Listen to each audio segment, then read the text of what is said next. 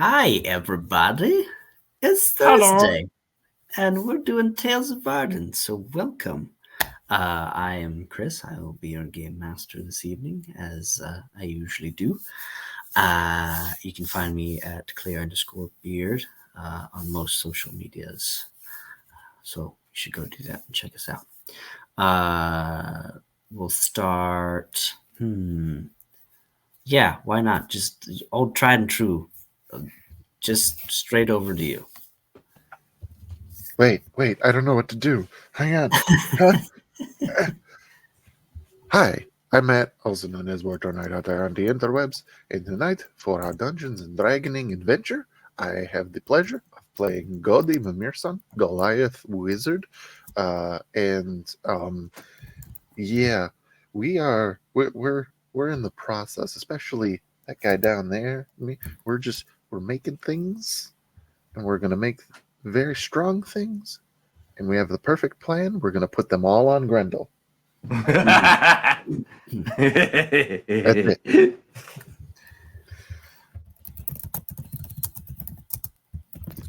Well, I guess that means my turn. Hello, my name is Taylor, also known as Nerdy Pinup Girl on most social media platforms. Actually, all social media platforms. Mainly active on TikTok and Instagram. If you like Smashable Monsters, special effects makeup, anything D&D related, fantasy, the good fun stuff, characters, cosplay, you name it, you should totally give me a follow. But today I am playing the 7 foot tall green half orc muscle mommy known as Grendel Fialova, who is on the adventure with her best friends ever, even though sometimes they can be a little smelly, and is on the search for her girlfriend, who apparently is in some lair of the abyss. It'll buff out. It'll be great. It'll buff out, as they always say. Mr. Miyagi. Hello, everybody. It is I, Victor underscore the Story Weaver, currently playing these various individuals. Because is it two people? Is it more? Who's to say?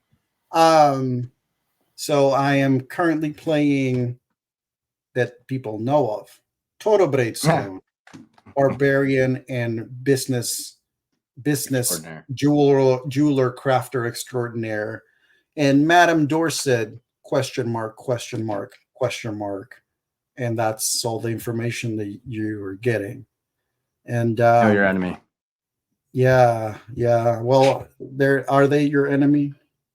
I don't know. Know your frenemy. The Know your enemy of place. my enemy is my acquaintance. Indubitably. I guess that leaves the tail end of this little introduction upon my broad shoulders. Therefore, I am Tarzan of the Daddy variety. You can find me on the social media platforms as Daddy Tarzan 82855, as not seen by my handle down here. I went through all that beautiful effort to make it, and you guys shrank me. How dare? Just kidding. Playing William the Great Powell, a naval officer turned pirate due to being exiled for his brazen attitude, and the party's ship captain, should he acquire his own ship. We should have one more person joining us here in a little bit. Dia at diaval.cause on social medias. So they'll be joining us shortly, hopefully this evening as well. But we have much to pick up on since we last left our little intrepid group after a long period of downtime. So we're going to hop right into that on To Be Diced.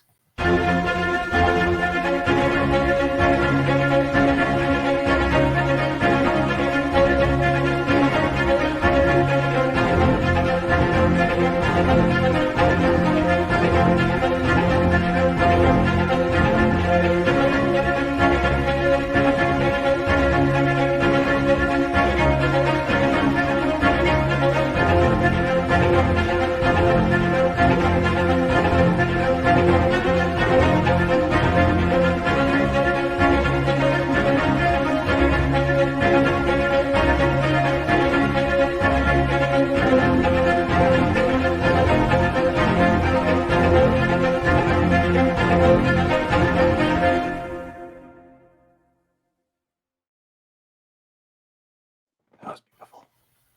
So cool. So last time, there was a lot going on. People opening puzzle boxes and Caliban taking over and William abandoning Calibran's coin for a moment and Godi fixing the weave in the area of Embershard and Grendel planting flowers and getting drawings made of their newfound memory of their mother, and Lady Opal and Harpon kissing, and like a lot of stuff going on last session. So my question for you all is, where do we want to pick up?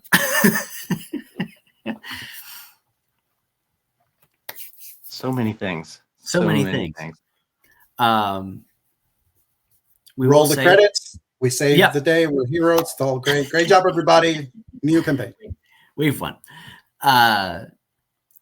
So at the end of this 3.5 week time period of going about Ember Shard, and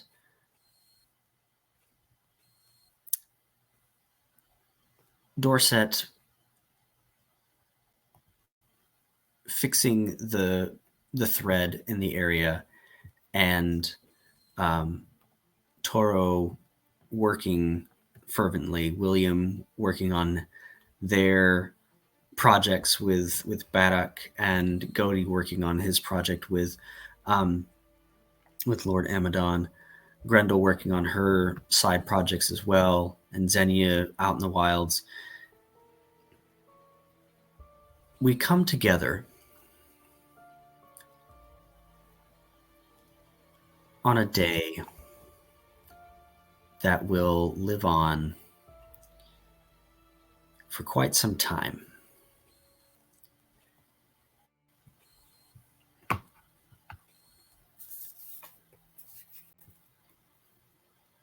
For a little over a millennia, the caretaker of this city has been one Lord Fagin Amadon. The party has been asked to the home of this individual.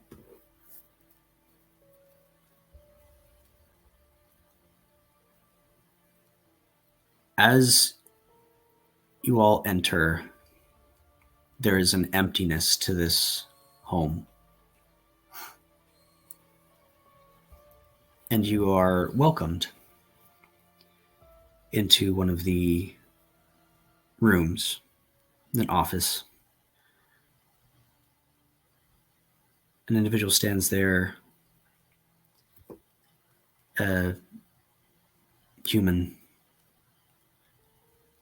He turns around to you as you all are introduced and announced. Oh, yes, very, very good. You are the adventuring group, I am assuming. I don't have a name here, but I have some items here on my docket. The last will and testament of Lord Fagin Amdon. He's apparently left you some things. Will and testament? Like, if he needs to will something, he can do it himself. I'm afraid not. You haven't heard. Lord Fagin is passed last night. He's been sick for about a week and a half now, and it took a turn for the worse. And now we are going through everything. Oh. How did he go?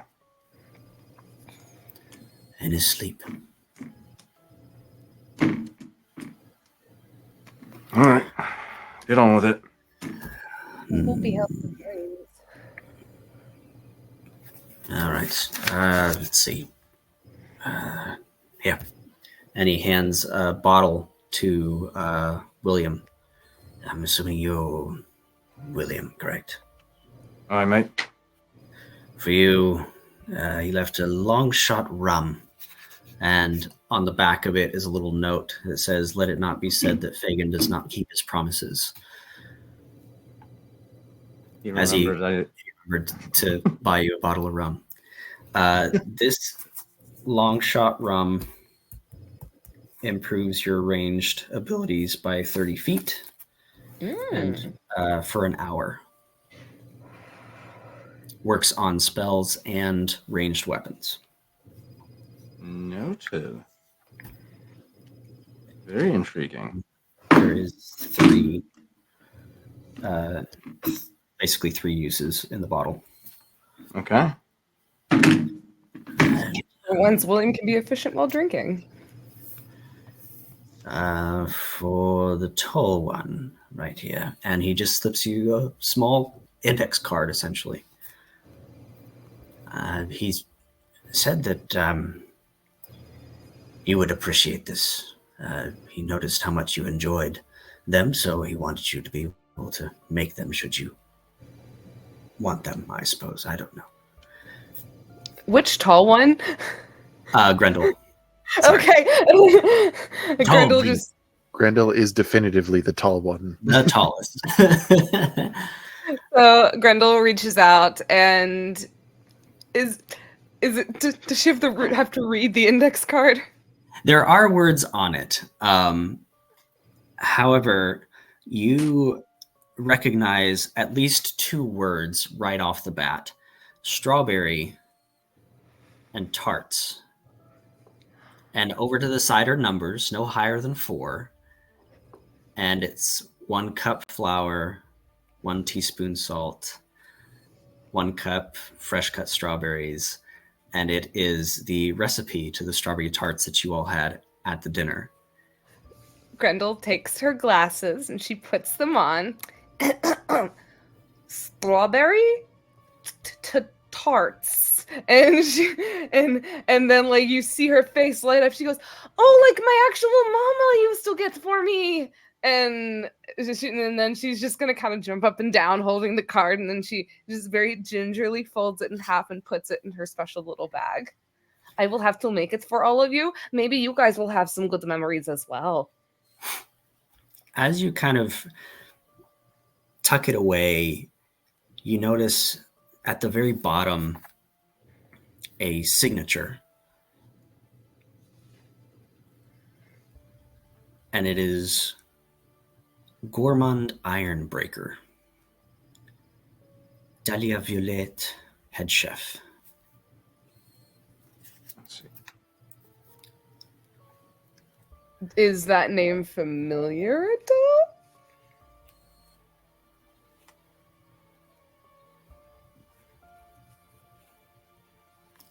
Roll a history check. Ooh. Ooh. Your favorite. I love history checks. Okay. I think it's a +0 for Grendel's history checks, but let me check. Do, do, do, do, do, do, do, do, do. Here, I'm gonna go ahead and roll it. That is a 9. Something stirs momentarily, but not enough to make you take any more pause on it for this moment in time. A small envelope is handed to Godi, and inside is something. This was something that Lord Amadon wore in his person and decided to hand over to you. Here.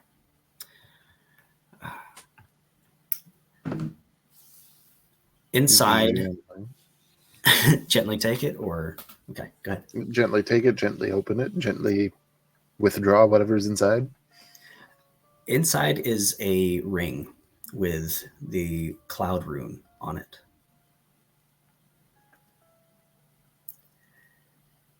And inside is a note for you as well. Cody puts on his class. No, I'm kidding. Yes, Cody would absolutely withdraw the note and read it in its entirety. It says, I once traveled with a group much like yours. This ring allowed me to protect them as best I could. You seem to be the stalwart protector of this group. May it serve you well in times of need. This ring allows you to use the Cloud Room from the Rune Fighter once per day.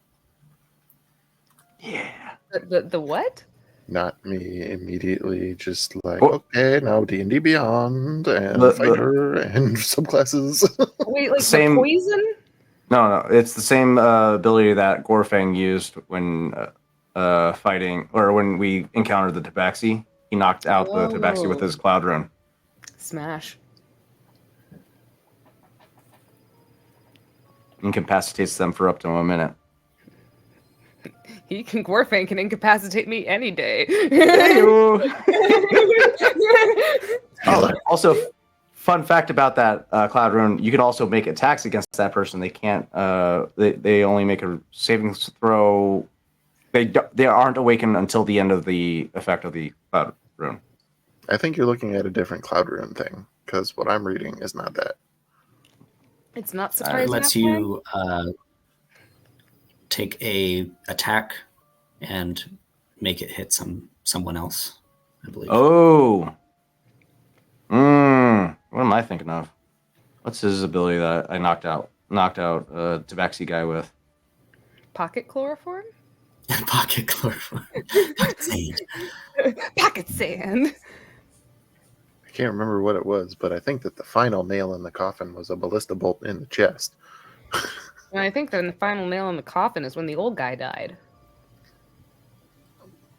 Oh, Stone Rune. I'm thinking of Stone Rune. But yeah, that's nifty. And you said that I could use that how many times? Once per day. Ooh, no. Alrighty. So, very ironic for a cryomancer, but Godi freezes reading that note.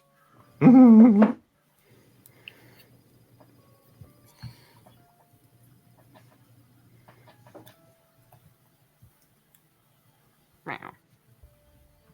I have one more gift. Well, there are two more, but this one is for a Xenia. I do not see them here. Perhaps you can make sure that he gets it. Xenia went to go fight the ghoul monsters in the woods. Same. Grendel. Same. Very well then. Make sure she gets this parchment. And he hands you a rolled scroll that is sealed with wax. William will take it and tuck it away in his coat. Because reading someone else's mail is a felony crime. We're pirates. Hey, we might be okay, you might be a pirate, but I would hope he at least has class and respect for the law. Wouldn't be much of a pirate if he did. What happened to pirate law? It's more of a guideline than a set of laws. He takes out a key, opens a small door in the desk, and takes a chest that sits onto the top of the desk fairly heavily. And he begins to take out little pouches. In addition to these gifts in his will and testament that he's left to you, he's also left you a reward for helping Ember Shard in its time of need in the sum of 15,000 gold pieces. Yeah, buddy. How many times do I need to count to 4 for that? 1, 2, 3, 4. 1, 2, 3, 4. He takes like the pouches that are like more towards Grendel and goes, perhaps someone with here, and puts them on the other side. It's like, yeah, William. maybe not. William will take him up and divvy it out later. Very good. That's all. You may pay your respects at the Temple of the Silent Queen, as he has insisted on being buried here with his life's work instead of being sent back to the Shadowfell to be buried there.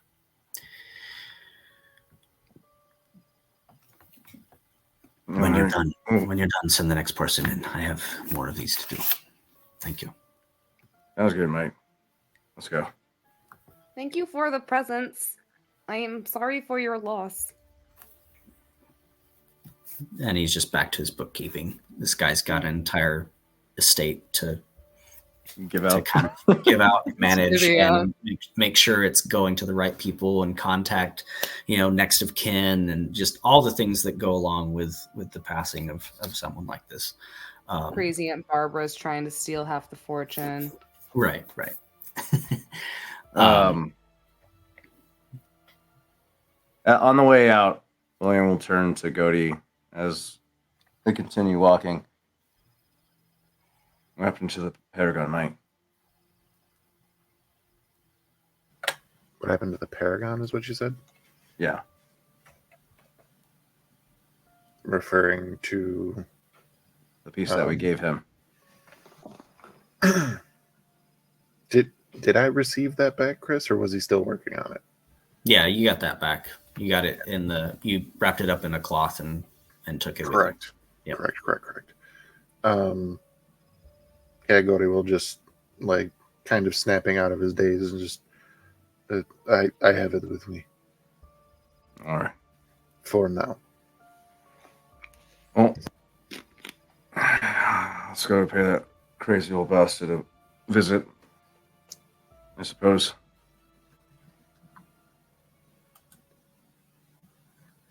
Grendel, after we go pay our respects to Lord Fagon, I'm going to need you to come with me. I have something to show you. Oh, okay. And she's already poofing flowers in her hands and making an extra fancy flower crown for paying respects. That awkward moment when Godi's like, but I have something to give to Grendel.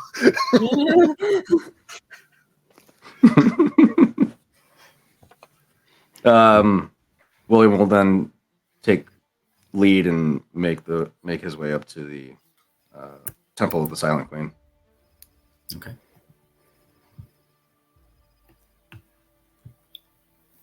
As you make your way through town, and get closer to the temple, there is a line out of the door of this enormous cathedral. Making your way inside, the line continues, and as you sit and wait, the songs and odes to the passing of this individual continue.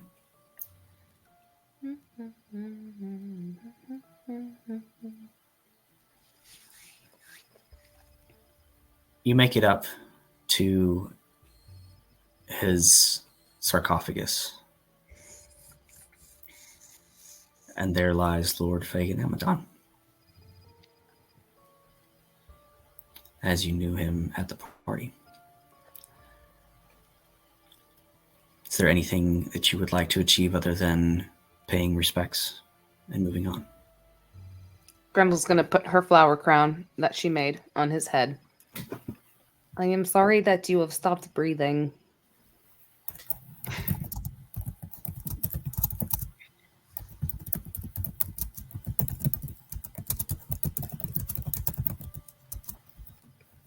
That's it.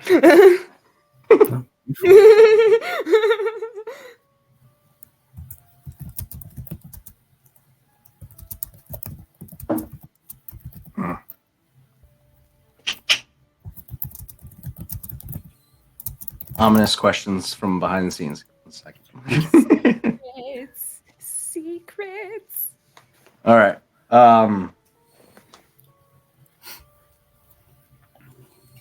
William will pull out his flask,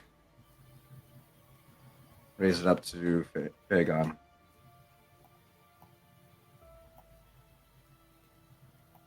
Doesn't say a word, just nods and takes a drink. And turns to make his way outside.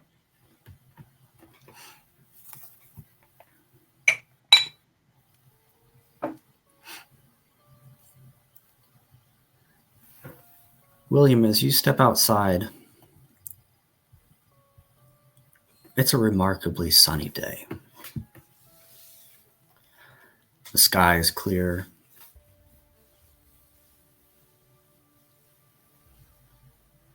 You can almost smell a sea breeze, just a hint of salt.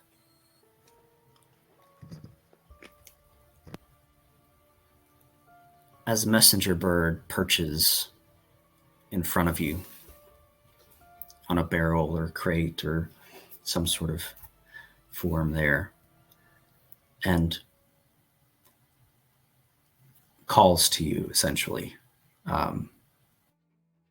making it apparent that this message is for you. I'm very familiar with this type of this line of communication, I would assume. Yeah, messenger birds are or flying animals of some sort are used frequently. And without missing a beat,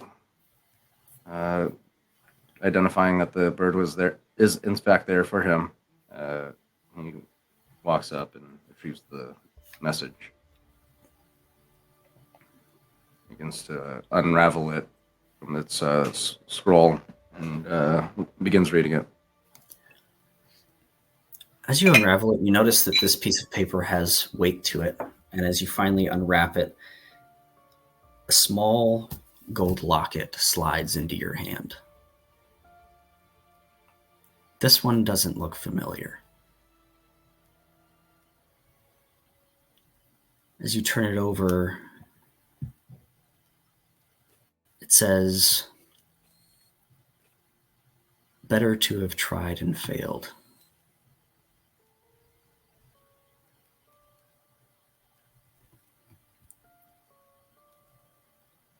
And William will finish and to never attempt at all.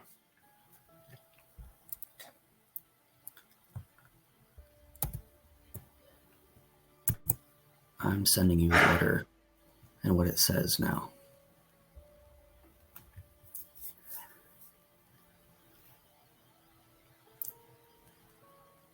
You can choose to read it later or take a few moments as the rest of the party comes out behind you.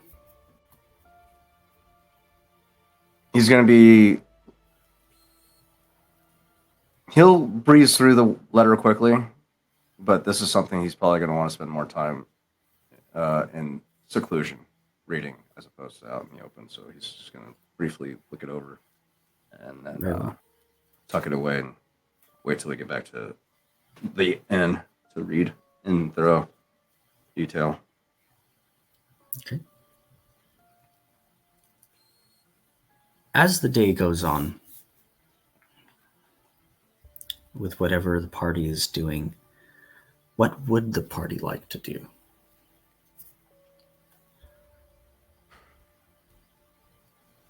After finishing up with Lord Fagon and having the drink that he promised, waiting for Grendel with expectingly and Godey as well, he would like to lead them back to Baddock's bombastic I can't remember. Barricade, yeah. But it's bombastic barricade. Yeah. Lead them back to that to his store or shop, and lead them into the back where there you'll see a very peculiar shaped or designed cannon, not wheeled, but attached to it several sturdy sailing ropes used for like holding up masts and whatnot. Now repurposed to what seems like to act as a sling. The wooden frame of itself rigid and angled to look like it's supposed to sit on one shoulder, as opposed to being mounted on a track in wheels. On the on the forward end of the barrel is a crudely welded on reticle or an aiming A scope? device. Not a scope, no. Just a crosshair of sorts. Very basic and generic, but something to utilize for aiming with this thing. It's more of a range compensation reticle, so it has like 10 increments of 10 on it, so you can judge how far you need to compensate. Increments of 10? Yeah. Okay. It's clearly written in. You could see. You don't have to do the math.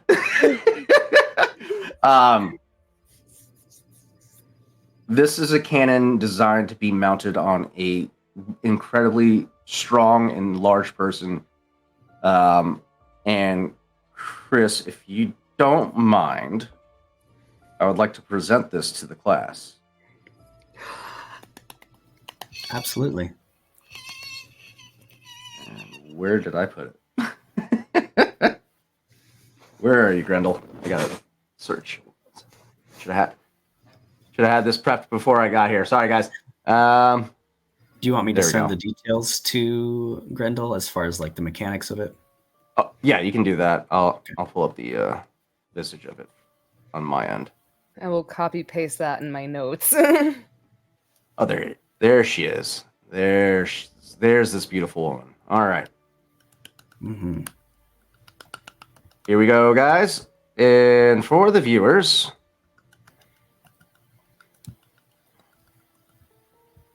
there we go.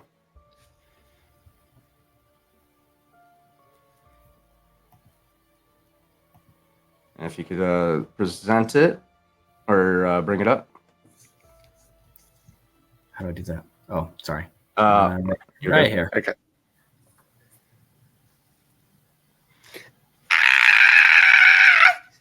Hot damn. Oh, I love it! Oh, I love it so much! Flower dress and all. I couldn't be happier with how it turned out, but you can see how it's designed to. The heavier end is on the back end to counterbalance the weight distribution, so it'll be made a little bit easier for you to be able to aim it. But yeah, this is a shoulder-mounted cannon Oh my god. for the muscle mommy of the party. So good. So Grendel kind of like walking, like, what is it you wanted to show me? Yes, And she just immediately just runs over and just, this looks so cool. And she's just again just kind of waving it around, just like, do you see this, Goldie? Do you see this? Yes, I do. And then Please point it this way. she turns it looking down the barrel. How does this work? Grendel, please. Oh, no. Thankfully, it's not loaded right now, mate. But Grendel, you're gonna have to go through some training with me before you can utilize this in combat. Will not let you use this before you are extensively trained. You understand? Oh, it's like when Papa told me I wasn't allowed to have scissors until I learned how to use them. Precisely. Okay, blades. I will teach you firearm proficiency. Your ladies. I'll teach you firearm proficiency. You will be an expert in this weapon. This will be an extension of you, Grendel, by the time I'm done with you. Well, it's Understood. definitely extended my arms very far. See? And she's going to be kind of poking, like, William with the end of it, like, a few feet away. But yes, so mechanically speaking, William does need to train you before you're going to be able to use this weapon. It's But on top of that, you can tell that it's a really big piece of equipment. So to utilize it in a speedy sense, William has decided that he will dedicate at least 5 rounds or 5 shots to be your team loader. So that allows you to use your 2 attack actions to fire as William utilizes his actions to load it, and that will help increase the fire rate to be more effective in combat. Grendel will do her best to listen. I will have to actually be in active combat to better understand this. Right? But we're gonna do our best. Let's go plus stuff up. That being said, William will also unfold the sticky hole and lay it on the floor. And inside, you'll see. I'll take the funds out of it in a moment, but you'll see 20 shots inside the hole for this cannon, and a couple kegs of gunpowder because he's definitely going to need it for this endeavor. Grendel just kind of picks up one of the cannonballs and she looks down the hole of the cannon and she just kind of see her just like trying to put, like. No, Grendel. For now, if you don't mind, Okay. let's put the cannon in the sticky hole. I just wanted to show you I cannot what I've wait been to working learn on. to use it. I will name it the Heleninator. Anybody who gets shot turns into a copy of Haleen. Fill the world with Haleens, I suppose. Right? But yeah. Falls all in him. Accounting wise, how much would 20 shot and at least 5 kegs of gunpowder run William with Baddock? Let me. I am so excited to use this. Like,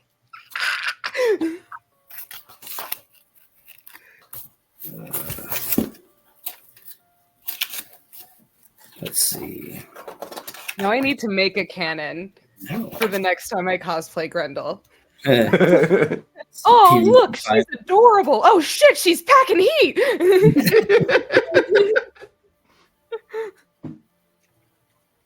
I know this was a fun endeavor. I've been wanting to reveal this for a long time. I know it's been a journey that you have been on. Like, that has been your side quest for like the last, I think, like 5 or 6 sessions. We got Grendel Ballistica. We gotta get her a cannon. No. The quest has been the cannon. The side quest is the Amber Paragon. Let's see. So 2. Cody watching the presentation of the cannon, just going, "Oh fuck, that's an anti-tank rifle. Oh fuck, that's an anti-tank rifle."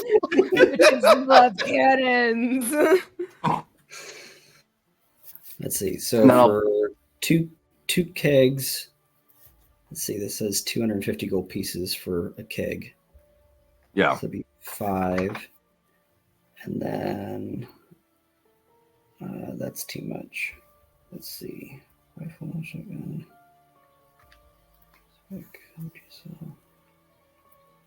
So yeah, you could probably get all of that for 750 gold pieces. Awesome.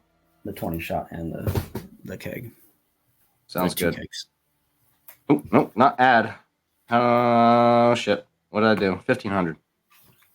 Accidentally added 750. There we go. Good soup. I love this soup. Once we get the cannon loaded into the sticky hole, William will hold the hole back up and put it away in his pocket. Goodbye, little cannon. I will paint flowers on you later. Well, once you become proficient in it, you can do whatever you like with the cannon. Aesthetically, it's just gonna be flowers, and then it's gonna have like a little crude drawing of like Helene and Grendel holding hands. All right, I need to put these items in the portable hole. 20 shot of cannonballs. Otherwise, we can proceed narratively. I I got my reveal out of the way. I absolutely freaking. Oh my god! I'm so freaking excited. Just, it is bringing out the gremlin in me.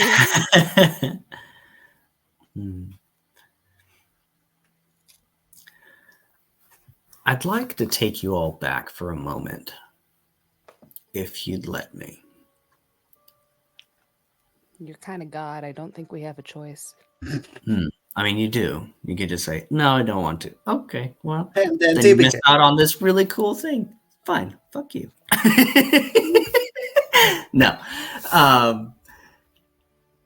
The very first night that Toro frantically ran off to make things, and as the rest of the party would be moving around town, helping, there would be whispers and mutters from the different people that you had helped. Just people saying, have you seen it? What they're doing is crazy. I've never seen the Gold Corridor be so busy. Doors are doing something out there. In the distance, you would hear the low sound of drums, lanterns, and torches. And with the curiosity of the party, these torches would lead to a ritual location at the base of the mountain, just on the other side of the Gold Corridor, where Toro and his men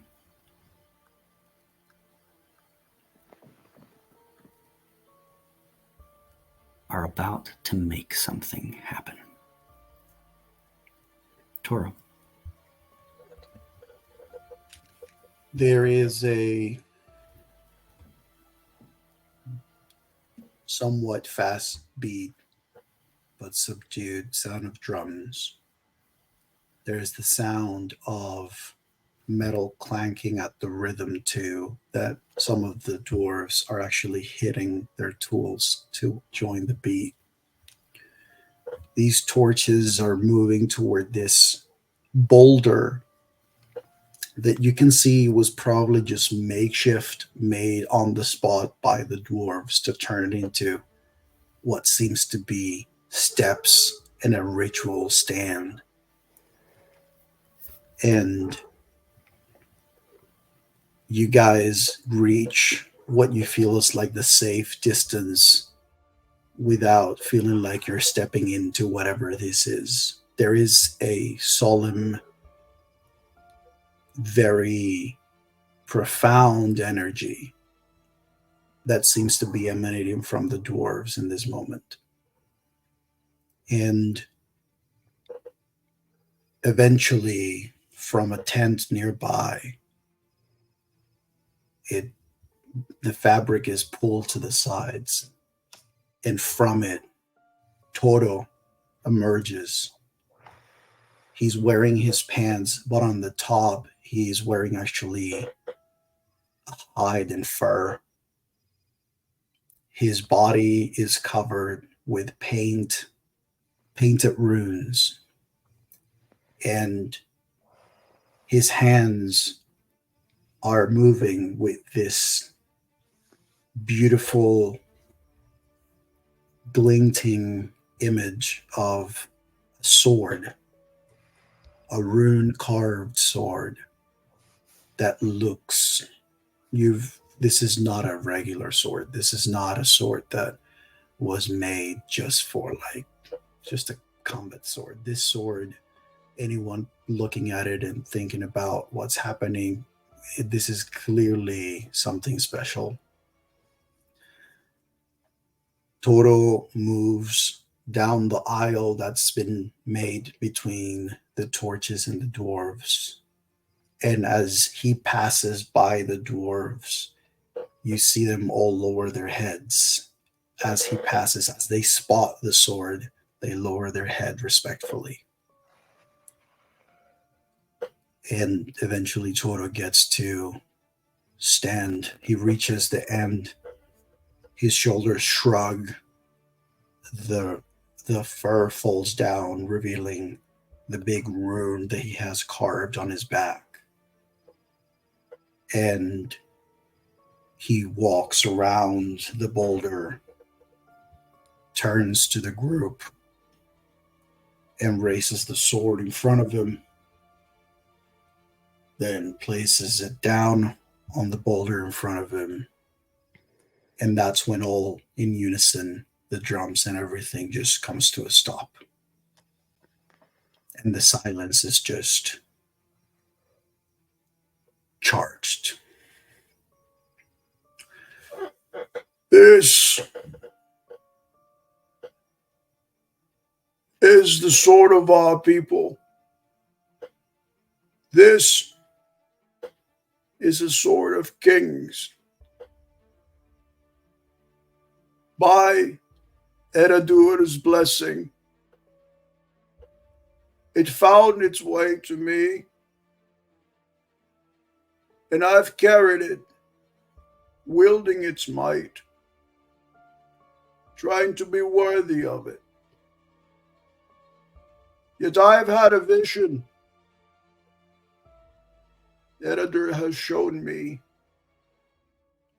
that just like the seasons and time changes, and just as the mountains may fall and rise, so must the legacy of dwarves change and shift so that it may represent those who willed it.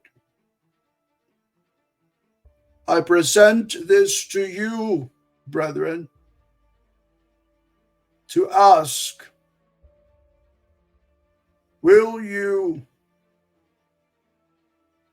do you agree for this sword to rejoin the fire so that it may be born again?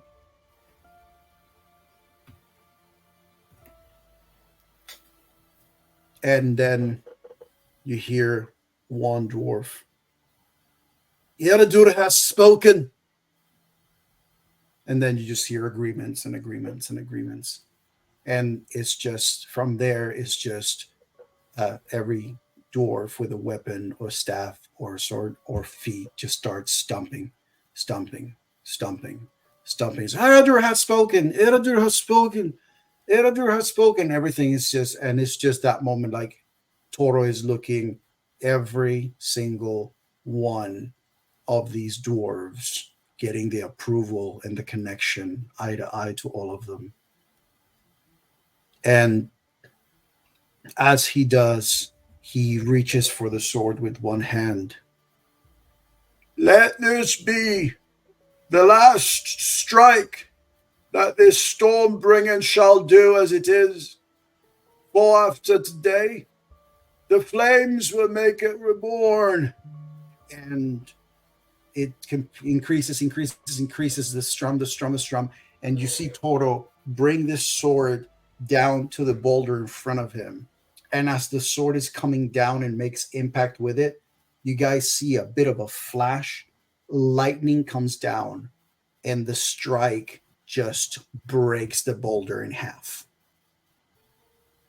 And that's the moment where the dwarves just, in the most like sort of warrior like spirit, just start roaring. And it's just roar,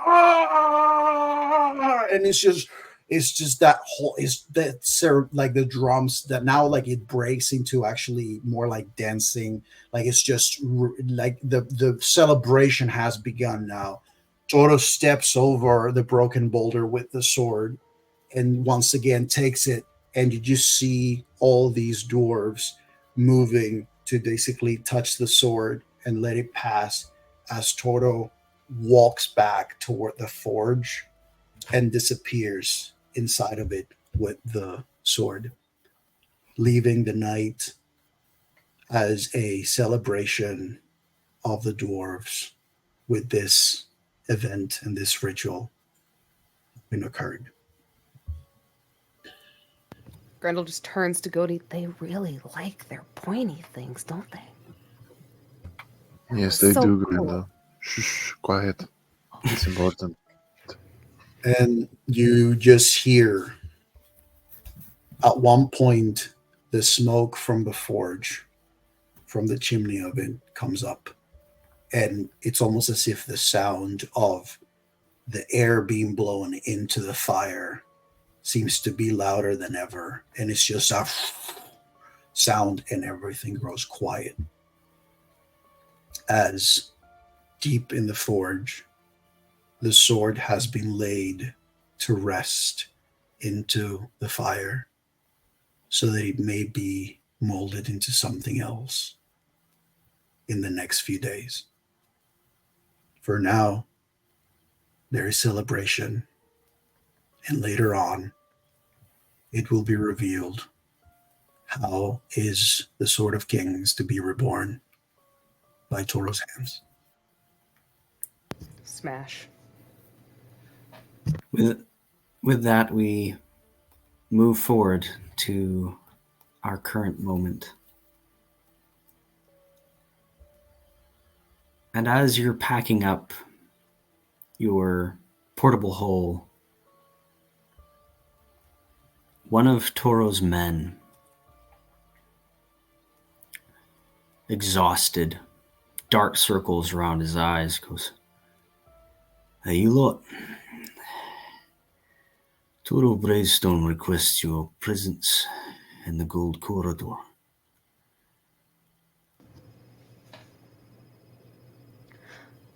Oh, Grendel just looks excited to see Toro. It's been a few days. What shall I tell him? Are you coming now or later?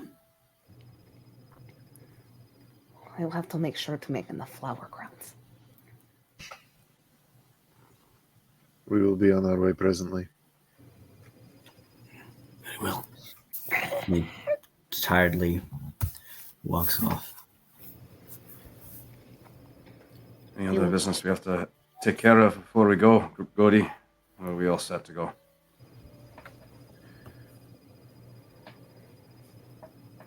One quick thing.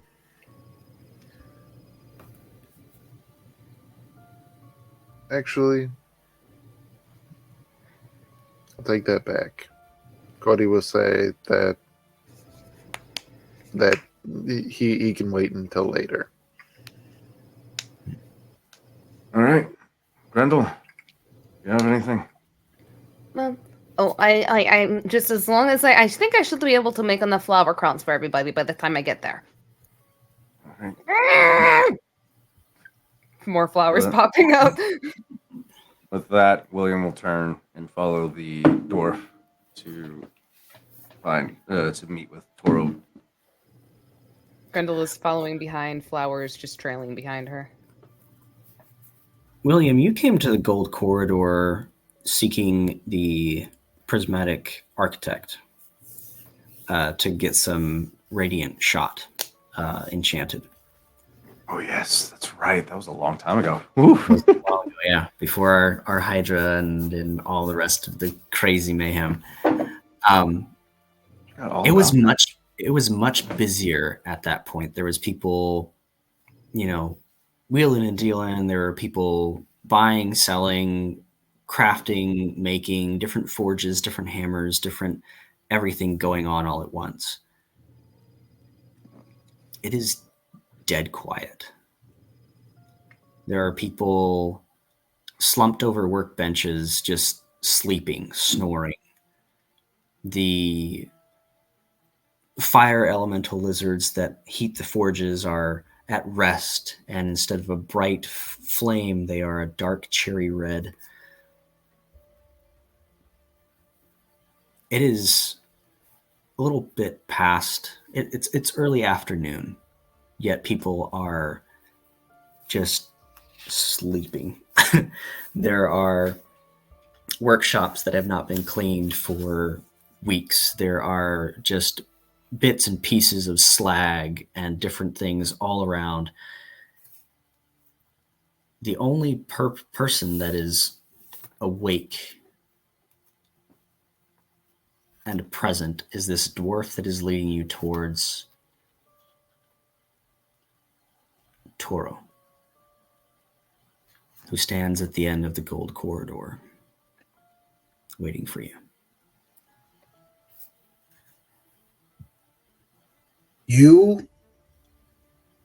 When you look at when this dwarf like moves aside to reveal Toro, Toro is frantic. Like the energy in the room of everybody who is passed out and exhausted, the opposite.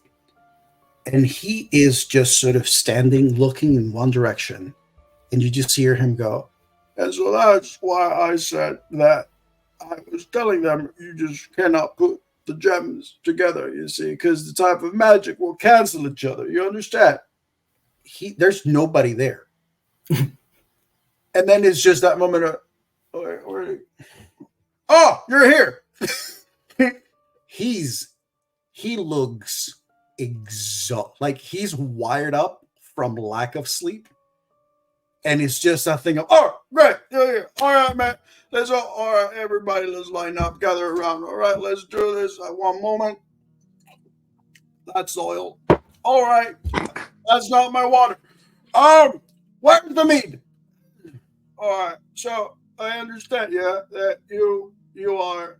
Who are you? All right, yeah, no, I know. Don't tell me. I remember this. Hi, Toro. Oh, Dollflower.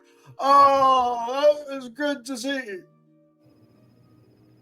Grendel she literally, like, upon hearing that, just kind of starts tearing up for a moment as, like, her lip quivers. And she just kind of... You just see him, he's staring at you now. All of a sudden, he, like, stopped talking. And then out of nowhere, you just hear...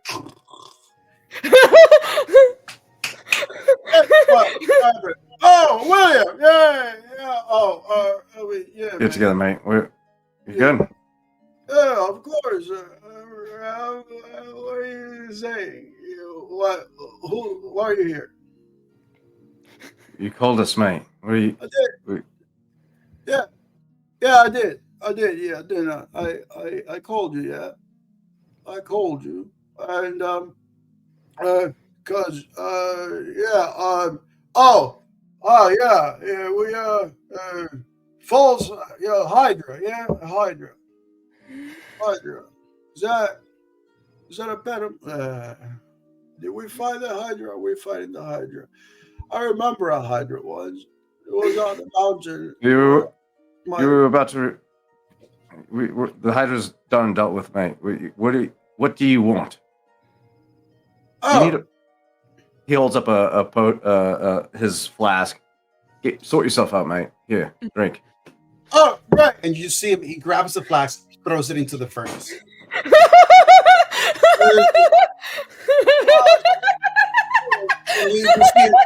throws it, looks at it, goes, man, that's a terrible explosion. That's not going to work. You got to put more. I know some people, yeah? It can put some more magic in it. You may try to use some fire in it, make it a little more of a bigger explosion, yeah? It's going to be helpful. You got to keep up, man. You got to stay awake. Anyway, all right. Up to what we're up to, yeah? Which one are you? Sanya! I know you. Yeah. Welcome. Hello? It's good to see you. Cheers to you. That's still oil. That's not my drink. All right. All right. More I need you to get. Toro, I'm gonna need you. Yeah. I'm gonna need you to sort yourself out because you just threw my fucking flask into that goddamn furnace. If you don't sort yourself out, I'm gonna blow us all to oblivion. Yeah, it wouldn't work, would it? Because clearly it didn't work when I threw it into the furnace. It didn't explode. It was, you gotta work on Focus, Toro! Yeah. That's what I said. All right. Well, okay. You just see him. All right. Which one of you? Fucking flask. Toro! I need you to know, William, every time you raise your voice, Enya flinches. Which one of you wants to be first? Yeah. Out with it, mate. Let's go. All right. Answer. All right. And you just see Toro turns around, starts walking. You see him pause. Yeah. No, it's this one. He goes. William's so agitated right now because he just lost his favorite class. You just see him just pick up this crate very easily, and he just goes, puts it on a table, boom, just puts it on a table right in front of him, just opens it up, and he just goes, all right, now all you have to know, is that you all may not be dwarves, but I care for you lot the way that I care for my own, And I realized after all the emotional stuff that you were doing, and not me, I wasn't crying, you were crying. I wanted to make sure to do something for you all, So I took my time. You see, they all helped me. They're sleeping now, but they've earned it. I think I don't remember half their names right now. All right, so I'm gonna need you. Oi, Fermata, bring the branding, William, I'll need your weapons. You're gonna be specific, mate. I have a lot. Your flintlocks, mate. Your fire, your pistols, You want my ladies? Yeah. Come right, man. I don't have all day. It's follow you here. Toro's helped your bitches before. It's okay, William. Reluctantly pulls out. God. Reluctantly pulls them out. And just after witnessing him throw his fucking flask in the furnace, is dreading this exchange right now. Like, you fucking hurt my ladies. I would never hurt a lady, mate, unless she. I will haunt you to the end of your days. Yeah. All right. And it just takes. He's barely like paying attention. He takes them, moves to the side of the table. He places them very like meticulously. You can see that the difference between like Toro talking to you and like trying to form language and words, it's erratic. The moment that he shifts to like the crafting or the thing, all of a sudden it's like it's a different person. And so you see he places the weapons one above the one like on top of the other on this like table moment. And you see Tarmata, which is one of his dwarves, brings this sort of little like piece. It looks like a branding rod with like fired on it, and it seems to have like a rune sigil on it. And then you just see like there's this whole thing that the Toro does. He grabs like a leather that covers the handle of both weapons, and then you just see on top of that there is a metal piece that he takes that seems to have the same rune on one side, just like protruded out, puts it on top of the leather, then puts a flat stone on it, metal on it. Then the metal that it's on fire, he just raises his hand like this. Tormata automatically knows, puts the metal rod on his hand. He closes it, puts it down. You see the fire of it slowly burn through the metal piece that it's in the middle, melts into the area where the rune protruding is, that it's now pressing on the handle of your weapon. And you just see Toro takes this like small little hammer and just gets a little 1, 2, 3, and then lifts it. And then he just like in a graceful motion takes that gun, puts it away, slides the next one, does the same process. Tarmata replaces the metal in the middle. He puts it down, starts melting. 1, 2, 3, lifts it, takes it off. 2 weapons. And then he just grabs the weapons and he goes, all right. And then you see him reach on the crate. Stand out your hands, mate. Yep. And you just see Toro grabs one hand of yours. He's not gentle. He's not really gentle with people. He's gentle with the weaponry and the crafting. People not so much. And he's fucking strong for his size. So when he grabs and pulls you, you feel going down. Like it's he grabs, and then you see him, he just goes and then like puts something on one arm and then another. And I'm going to be doing this with the group over here.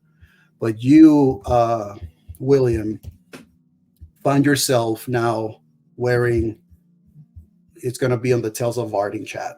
You're going to be finding yourself wearing those bracelets, one on each wrist.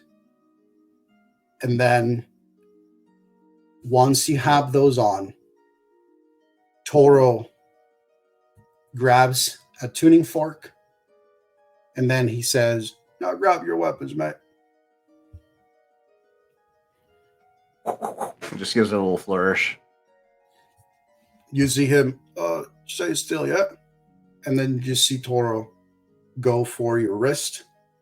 And then he just taps his tuning fork on one, taps his tuning fork on the other. And William, it's all, you see the runes on the bracelets start to glow, as well as the runes on your weapons.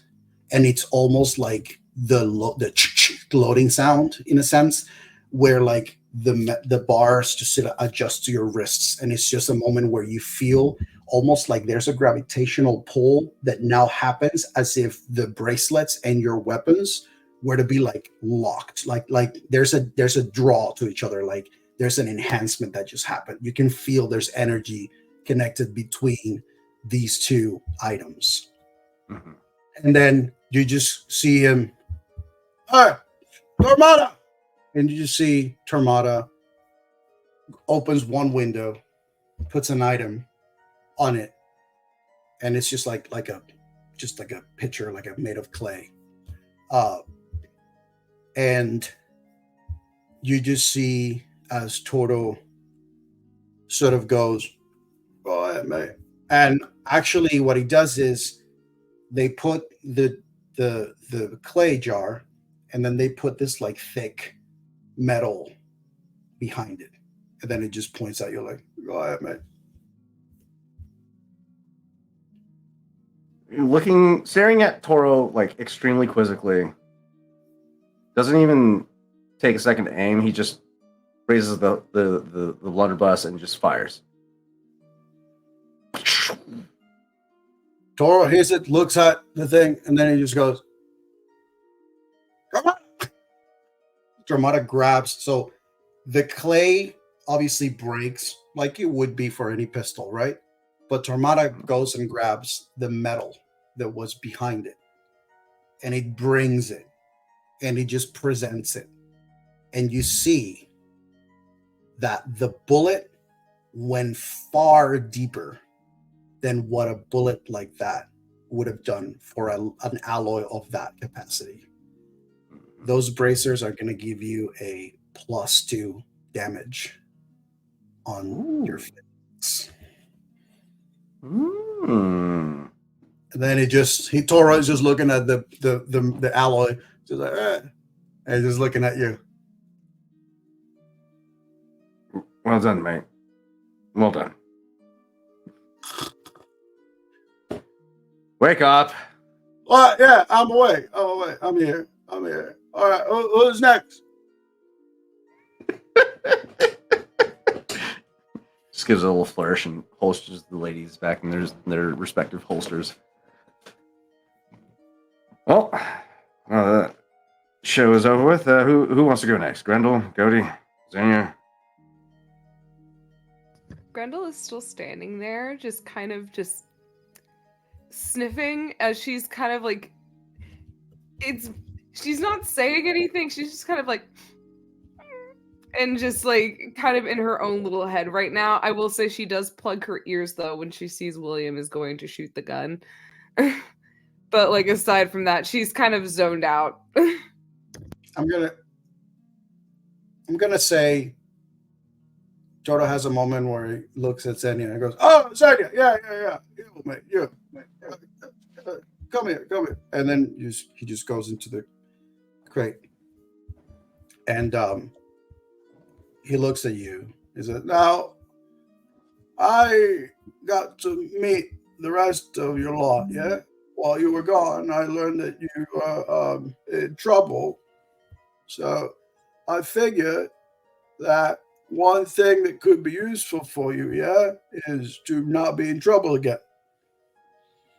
So, I ask for the assistance of some of my arcane friends, yeah, and we made you this. And Toro lifts from the crate, and I'm going to. Toro lifts from the crate and produces this beautifully forged necklace with a red gemstone in the center.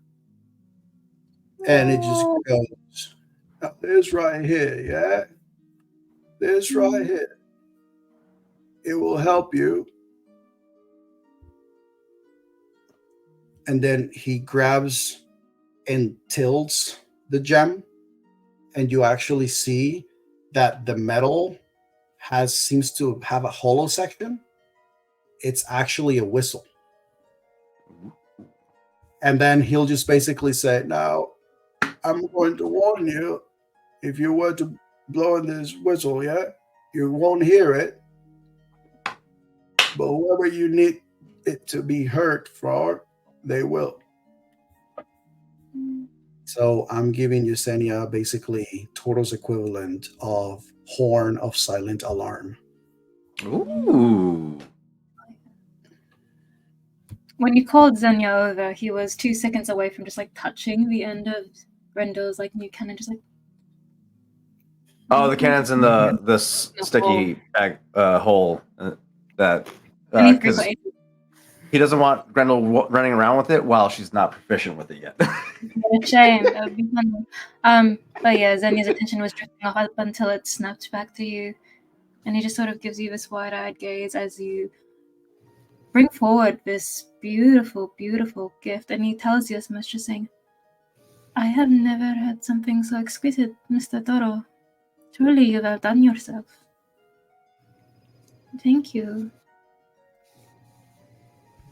You're muted. You're really outdone yourself, and he has a moment like, wait, what?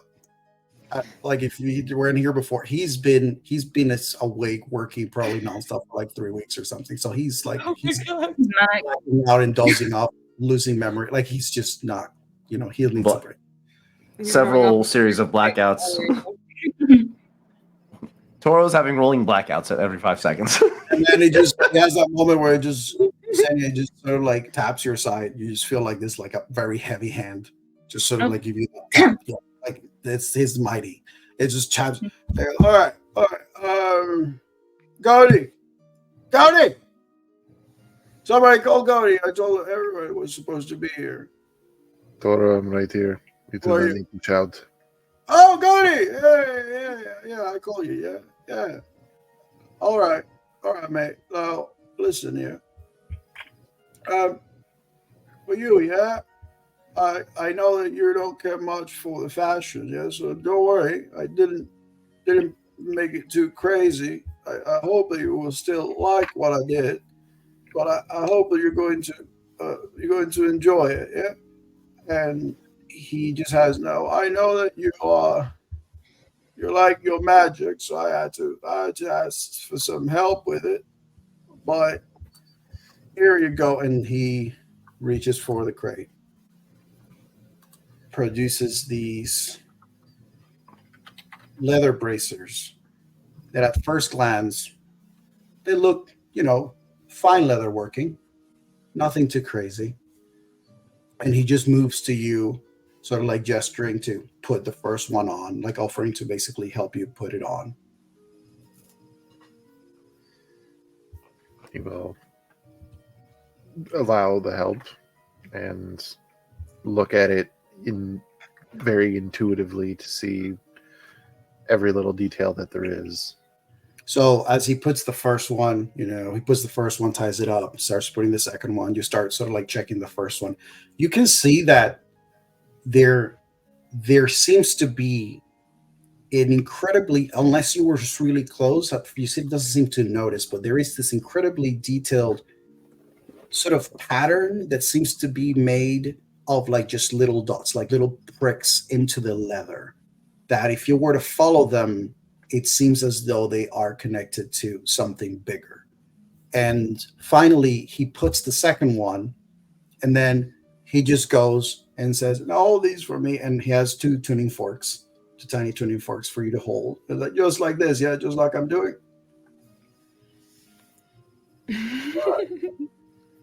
Now you look adorable. You don't need to hold them that way, though. It's all right. All right. And then you just see him grab another one, bangs it against the side of the forge, and then puts it right between the two tuning forks that you're holding. And the vibration at first, just like, you hear the tuning, the pitch, and then that vibration starts to feel like it's spreading, and you start to feel a bit of that vibration onto these bracers.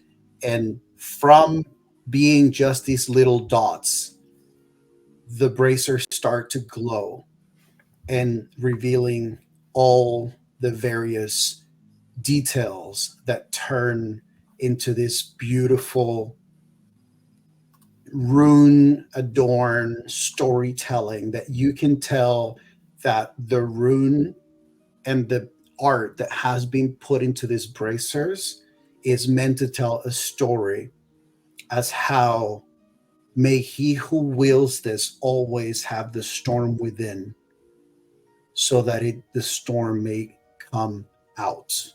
And what you are getting out of these is your spell range increases by 30 feet. Your spell precision increases by 2 to spell attack rolls. And every long rest, you get to recover a spell slot up to a 3rd level.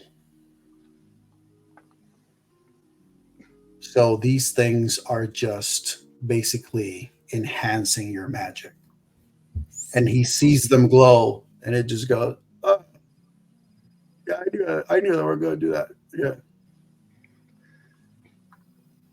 Gody watches in awe at the display, the craftsmanship, and just picking up on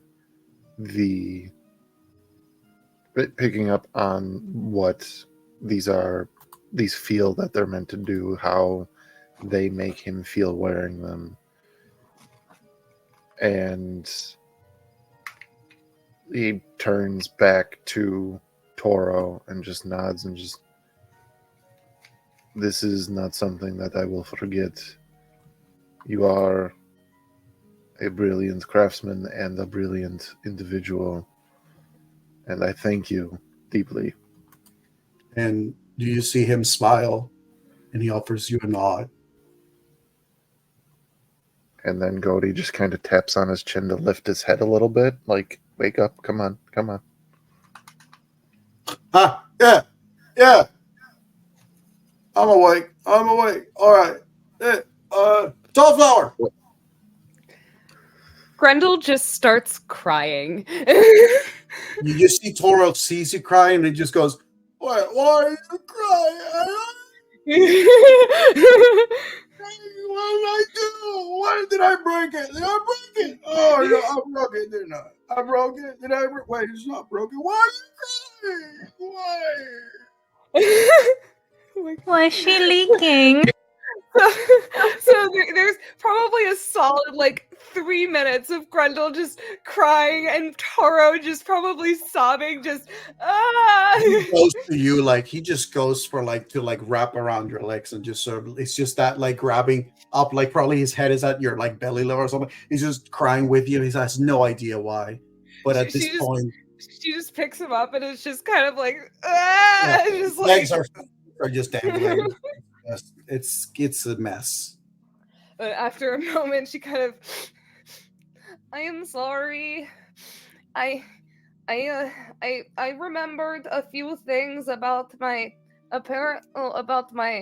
real mama, and apparently my real mama used to call me Tallflower, and so she would give me strawberry tarts."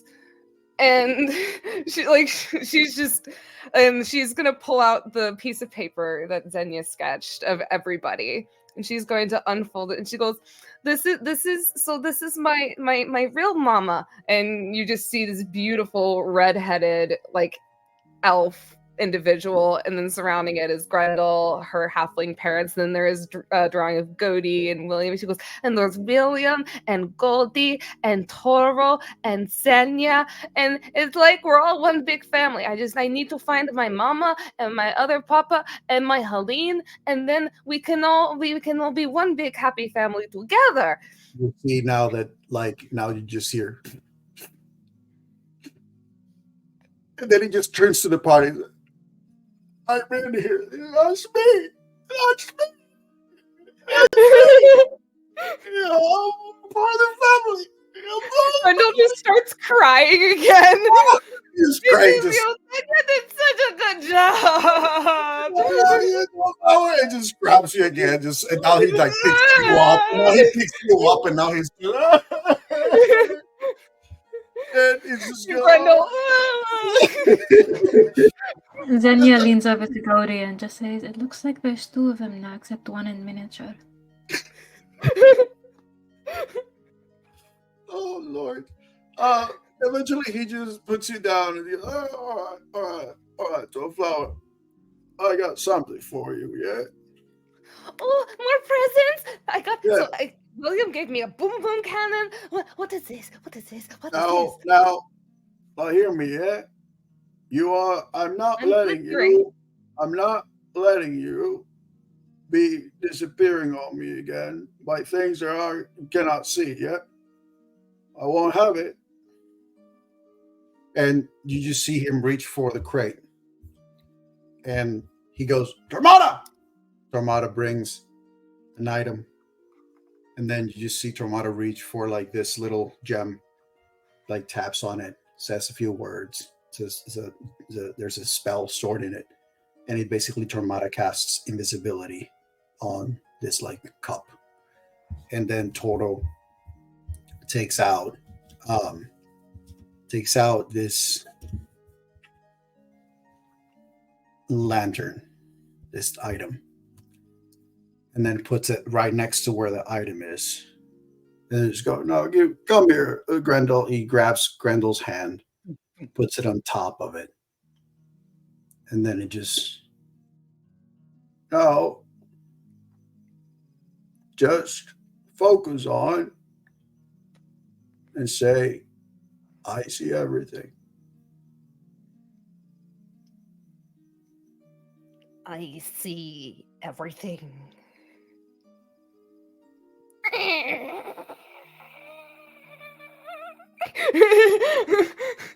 You see, like Toro's just like leaning in with the whole. He's like, eventually, the lantern sort of flickers, and the runes seem to be the source of the glow, and the cup that was invisible is revealed back. As he goes, now, for as long as you have this on you, yeah, anything invisible around you, yeah, cannot stay invisible around you. That means I can shoot at it with my cannon. Yeah. Cannon? What? Never mind. All right. However, I have one more thing for your little one. I am not very little, but And this item Toro actually takes out of his pocket. And there's a small little box. As he says, you have a beautiful spirit, Tall Flower. And a spirit that needs to be protected. And I want to make sure that anyone trying to mess with it and that beautiful mind of yours has to try harder. I may not be able to give you more muscle, but I can give your mind a little help. And Toro opens the box and reveals this beautiful ring that has been incredibly meticulously crafted with fine detail all throughout, where there are vines moving around the ring, and at the top of it, that little flower. That item is going to give you advantages on saving throws. Oh, fuck yes.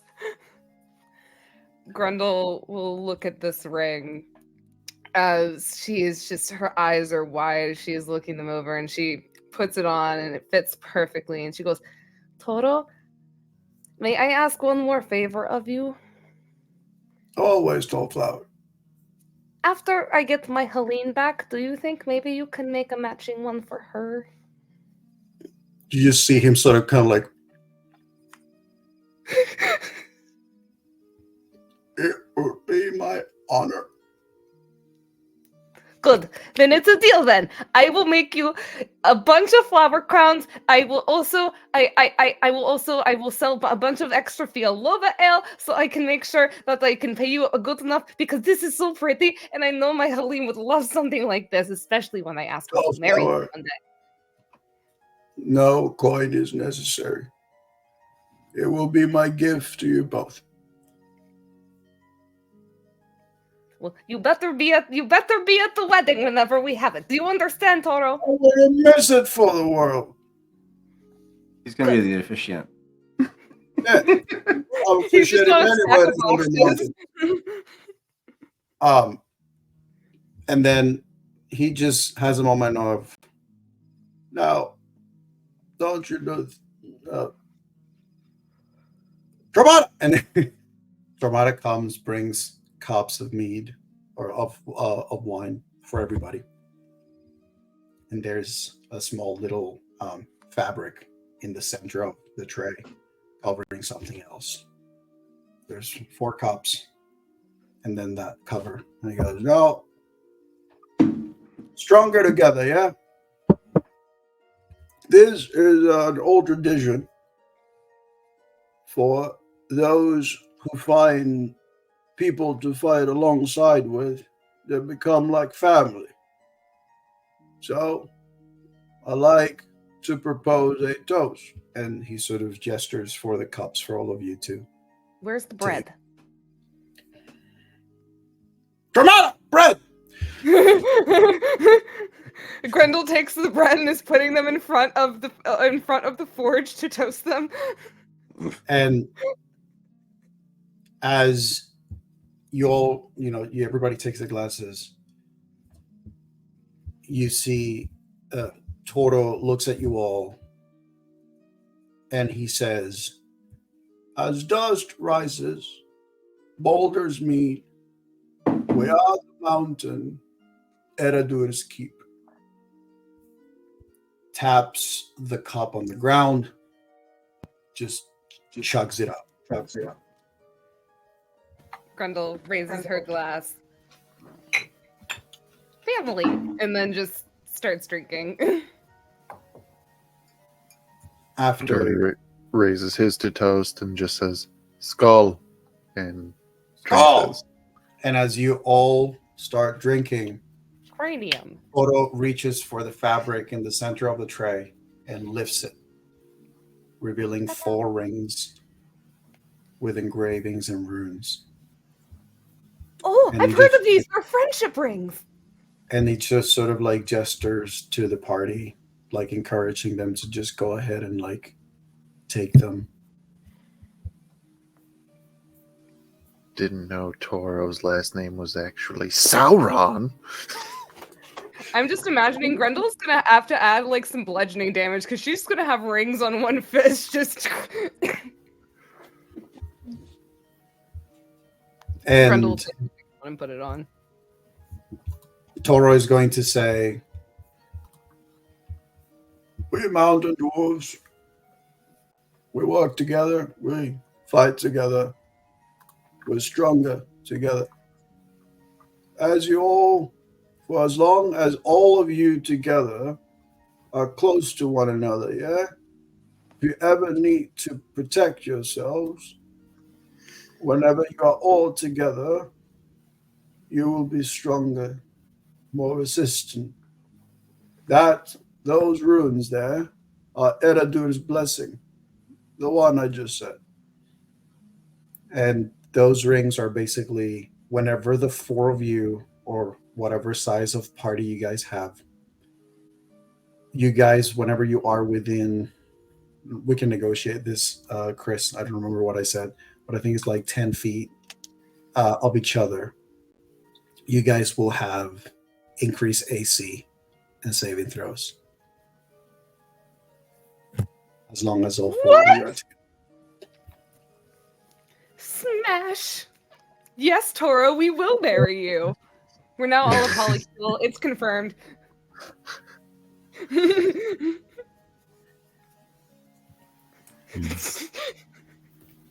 You just have Toro just again. He just seems to be dozing. He's just staring, but like gone. What? Oh, Is Toro, it fine? are you okay? How long has it been since you've slept? I think you need to sleep for uh, a few days. would you like to see what I did with the sword? Oh, What the one sword, where mate? they had the cool little concert for it? Yeah, the king saw it, What did you do? and you just see he smiled when he's like, "What did you do?" And you see him smile, and he's like, "Oh, you're gonna like it," and you see him go. And after a few moments, Tormata brings the cup. Thank you, Tormata. All right, let's get it. And he just goes, and you see this like rectangular crate. Um, sorry, those are your rings.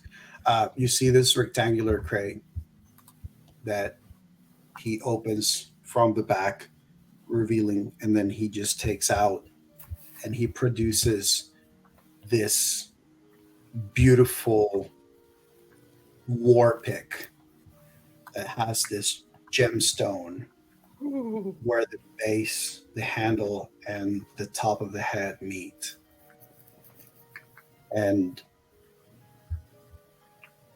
he's just holding it there, as at one point you see him kind of hit one of his bracers against it, and that little gem on it has a bit of a crackling of like lightning crackling before it just dozes back in.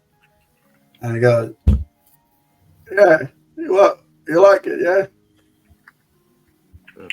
Beautiful piece of equipment, mate. It is so shiny. And you guys, so we're all happy? Well done, mate. Yep, happy. I can't even thank you enough, Toro. Now I can use all this to help protect my friends and find my Helene even better. Yeah. And Rattlestone will be with you for as long as they can be with you. The Mason Maker. Rattlestone.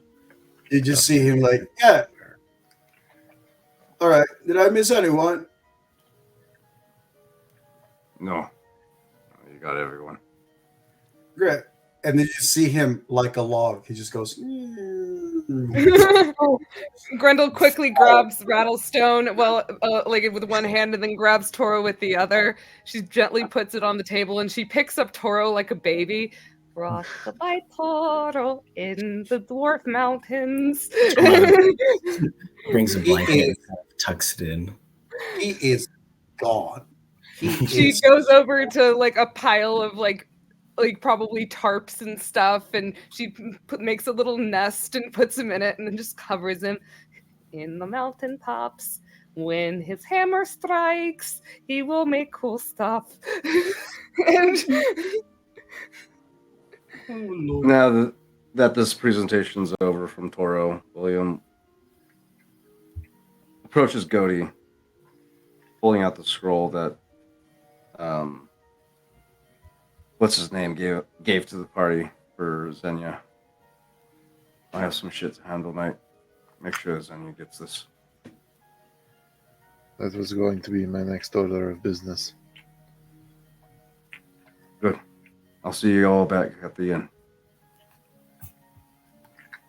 Bye, William. What? Thank you for the pupil cannon. With that, Was that- William makes his way down the walkway. Without breaking. Xenia is over by Toro's head, casting Druidcraft to make small sprigs of lavender. Soothing. Soothing. Quietly and calmly, as to try to be as least invasive to this process as possible. Cody will just kind of stand close and just, Xenia, Dolly? we received word Lord Fagan Amadon has passed on. What? When? It was last night, correct? Yes. Last night, he had not been well the past roughly week. And it would appear that we all made an impression, for he had willed some of his property to each of us. And this is for you. And he gives the package to Xenia. Xenia is going to take the package carefully. And Chris, just in the past, we did mention the Paragon Shard seemed to have been extending him well past his natural life. Mm-hmm. That was right. Xenia, with a very heavy heart, accepts the package and just says, "All things must return to the ashes from whence we came." He had stood strong for far past his time, and it seems time has finally managed to catch up. May he rest in peace. For he has brought peace to many. And Xenia is going to open up a package. Inside is a small parchment with that is sealed in wax. On the wax is the seal of the Amadon house.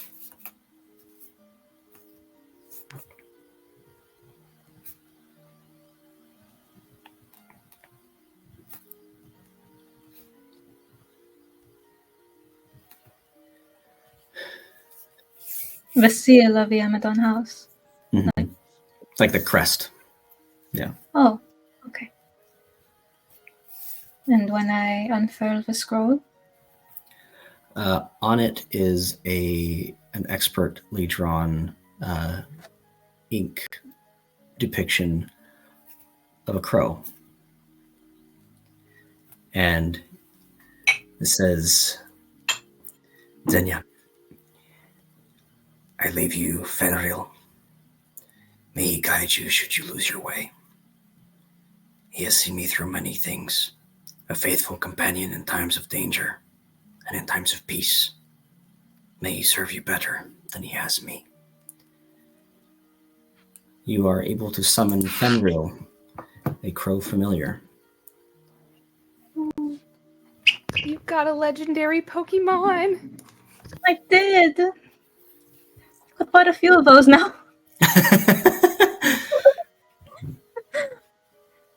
Well, you can only have up to 6 at a time, so you have to put the rest of them in your PC. Xenia looks at the deed and then very carefully traces his fingers over the drawing of the girl. And just looks at the others with a small smile and says, "He left me his companion. Fenrir.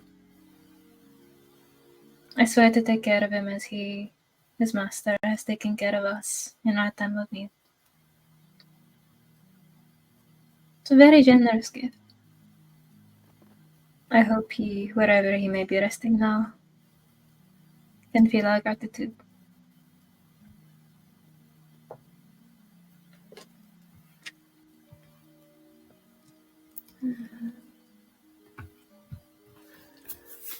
As the day winds down, Toro finally comes to a well-earned rest.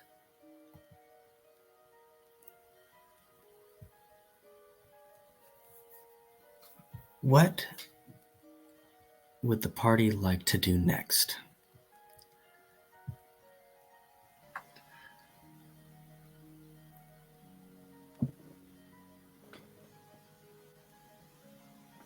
That's a good question. Dia, who did Luna give the gauntlet to? Gody or William? Luna left it on the table. William was not William. there. Yeah, Gody William took wasn't it. there, so yeah, that would have been you. Oh, so, okay, Gody has it. It is not being given to Grendel. That being said, William would have trailed off to go one, replace the fucking flask that he just lost because Toro's insanity. Bits and bobs, gits and gobs. Yeah, we got you covered. Yep, he's going straight there to get a new fucking flask. Second, find an isolated spot to read the letter that that he received. William, you Oh, find God. William, you find a secluded spot in one of the sections of the botanical gardens. The very same spot that Grendel and the gnome gardener had their picnic a few days before under a blooming hawthorn tree.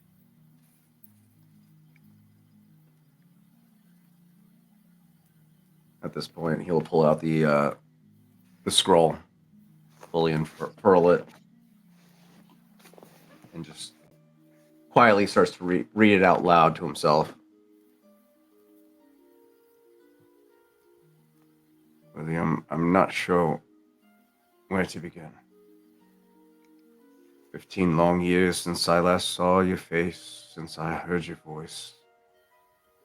I noticed the similarities you had to an old picture that my mother had of you, but I knew that man to be dead. I've spent the last few days trying to understand why you left. You told me it was someone who betrayed you. I find myself thinking it was something I did. Something I wasn't. The questions swirl in my head like a never-ending storm, fueling a fire of resentment and anger that's burning. Your absence was a constant ache that the thoughts that I had growing up of what could have been the adventures I wanted you to take me on aboard your ship, I've struggled to make sense of it all. To find a good reason you wouldn't write. Find a way to forgive you for abandoning us. But the wound runs deep, and forgiveness feels like a distant dream. And yet, as I sit here, pen in hand, I'm starting to realize that holding on to this anger and hurt isn't doing me any good. It's only keeping me trapped in the past, preventing me from moving forward. Your crew seems to think that you are a good man underneath all the debauchery and filth. Hearing you apologize was like hearing the father I once knew say that he was sorry that he couldn't take me along, that he couldn't let me go on the ship with him. I'm starting to see that maybe, just maybe, there's a piece of that man left inside. That there's a way to heal, to let go of the pain, and find a way to forgive. Not today, not tomorrow, but someday. Commander of the Sovereign's Pride, Grayson Powell. Yes, send me the Send me the names of the men you claim to have betrayed you, and I will verify your story. As he finishes reading that,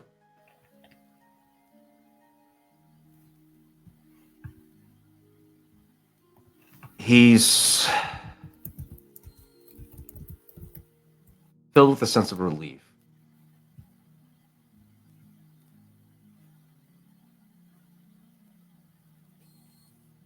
And it gives him hope for a possible future, one that he could possibly be a part of.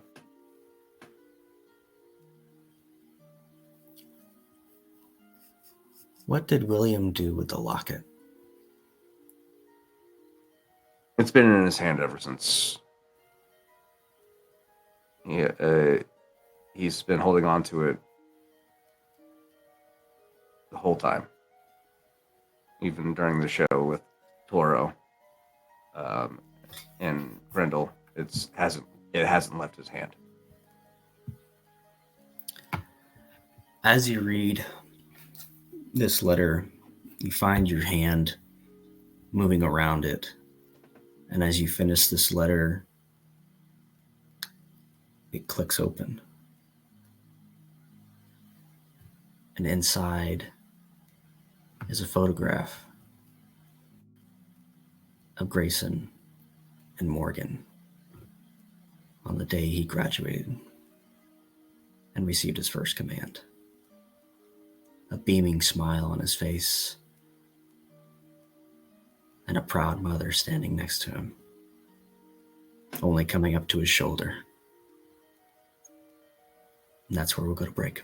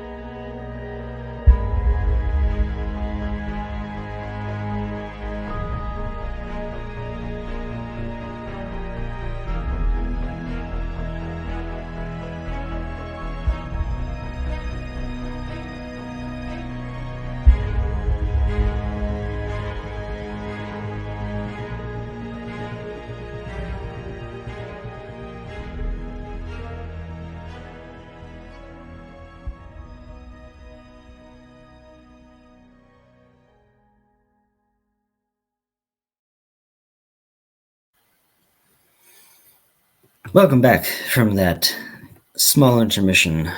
Let's go over kind of what we've got going for the next week or so. We're still to be determined on Frontiers of Eberron. We're trying to fight the real BBEG and get everybody's schedule up to match up on the same Sunday, so everybody can be part of that climactic I'm episode. looking at you, that's coming. KJ. Okay, I love you. Let's see. Tuesday, another episode of Edge of the Empire. Are we doing a one shot or just also to be determined? You're muted. TBD.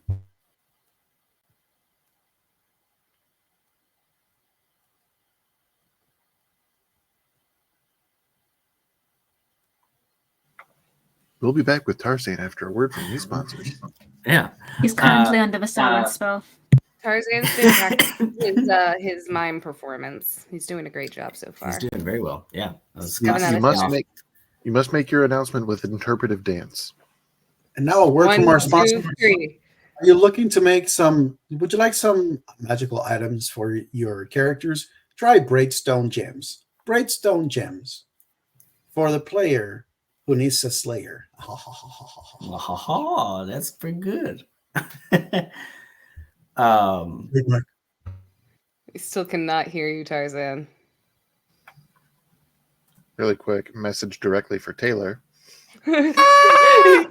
Hello. All right, Yeah, we can yeah. Got him. You were there and you're not. Yeah, The there you go. Tarzan of the Daddy Hello. variety has Testing. returned. Yeah. Oh my god. What? I don't know what happened. Don't know. Yeah. fixed it? Yeah. Yes. Yes. That is the real question. How are we looking for Tuesday? Eyes on Xenia, or DM. Working the evening shift. Yeah. Yeah. All right. Wait. Yeah. Just send me some character notes because I still want to progress the story forward. Just give me some character notes on what I'll give you some insight of what will happen in this episode. I'm not going to give you spoilers, but I'll give you some insights. But I do want to progress the story forward as this will be the last episode that Victor will be a part of for a while due to his situation that he's got going on. So I want to get that taken care of and out of the way to, finally close the chapter of the Jewel of Yavin and progress Core Atlas into a new frontier. So, that being said, Tuesday on track for the Jewel of Yavin finale. Be on the lookout for that. Don't want to miss it because it is the closure of the book of the Jewel of Yavin. Exciting. So we'll have that on Tuesday, and then Wednesday we're doing. So we will, I believe, be starting the Dimensional Dial series of Wednesday one-shots, going a little bit back in what the entire campaign has been about, previous dimensions and very impactful moments in those dimensions, and letting some people really see behind the scenes all the different things that made each of those worlds unique in their own right. Perhaps some mysteries unfolded, perhaps just maybe some NPCs to explore further, whatever the case may be. But yeah, not quite sure what order we're going to do them in or how long the series will last. But yeah, we're going to be doing a little break from the main to just have some wonderful little one shots, Insights, because W's. That will be very fun. So Wednesday one shots with the Dimensional Dial. That's going to be a lot of fun. Tune in for that. And then, yeah, next Thursday, I'm trying to get my schedule right. Next Thursday, Tales of Vardin is on track to either continue this story, or as all the other shows that we have, perhaps run a one shot, just depending on everybody's schedule and how things go from there. So yeah, that's what we got going on for this next week coming up, and we hope you enjoy everything else that we have on To Be Diced, whether it's here or on YouTube. I do got one more thing to all the viewers. If you would like to participate in a episode of Edge of the Empire, just feel free to reach out to me. Give me message me your interests. I'll be more than happy to accommodate a guest position at any point during the campaign, as long as it makes narrative sense when I introduce you. But guest spots are open. There you go. Without further ado, right. So, now bring the pain. Emotionally wreck me. I know it's coming. William, you told the rest of the party that you would meet them at the tavern and inn. Mm-hmm. Okay. So, Canary Cape Tavern. Is that where everybody wants to go? Or do we have something else? Okay. Grendel would be at the tavern, but she would have asked the barkeep lady very nicely if she could buy some ingredients so she could practice making strawberry tarts. Ooh. With the recipe that she was given. Yeah, so, all right. What do you need? Let's see if we have any in stock. I need flour. She just pulls out the piece of paper and she opens it up. She puts on her glasses. Okay, so I need 1 cup of flour. Mm-hmm. Not the flowers I wear on my head. The flowers that looks like powder. And I need 1 cup of strawberries. Okay. And she's just gonna go through like the whole list of everything, and she goes, and do you think you could maybe help me read some of the sentences of the recipe? Yes, of course, dear. Come on in. Let's make some of these. These actually look really good. So as she's working on this, Grendel would probably be covered in flour and just baking, and you just hear la la la la as coming from the back of the kitchen as she is learning to make strawberry tarts. And when she's done, she would wrap them in a little bandana, and she wants to drop them off at Toro's place while he is taking his nappies. Perfect. As you wrap these up before you leave, Madame Flora goes, when you return, I have something for you. I see you're busy, so I'll just let you go on your way for now. But make sure to come see me, all right? Thank you. And she Miss Flora floats off to the next thing. Grendel will quickly skip over to the floors, la la la la la, and would Toro be awake or would he be? You would. That's up to Toro. I mean, that dude might be out for 3 days. It tells me that Toro would he would be gone for a while. He's catching up. So Grendel would probably see him still tucked in, that, or if he's sprawled out or whatever on the tarps, she's going to very not quietly tiptoe over, and she is going to place the little parcel next to him with a little note that has a crudely drawn flower written on it and a little stick figure of what looks like a half orc with red hair, and it says the number 2, and then it's and then she drew a small little crude picture of Toro with his beard and everything. And because she doesn't know how to spell his name, so she and then she left it there and headed back to the tavern, probably brushing Toro, the flower. what's the name of your assistant that you were calling out? Armada. Tormata. Tormata's sitting in the corner reading a book, just watching over you while you sleep. Just watches this half orc come in, put tarts down in a drawing, and get up and leave. Okay. Like, there will be moments where all of a sudden, like in the middle of his sleep, he's like, Armada. It's just I swear, whenever if Toro like ever like dies or anything, he's gonna be haunting Armada for like the like just he's gonna be asleep and he's just gonna see a shadow of a dwarf at the end of the bed. Armada.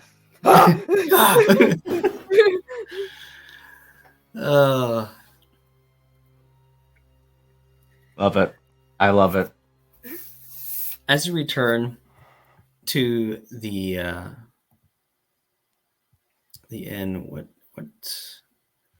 are we doing? What do we want to do?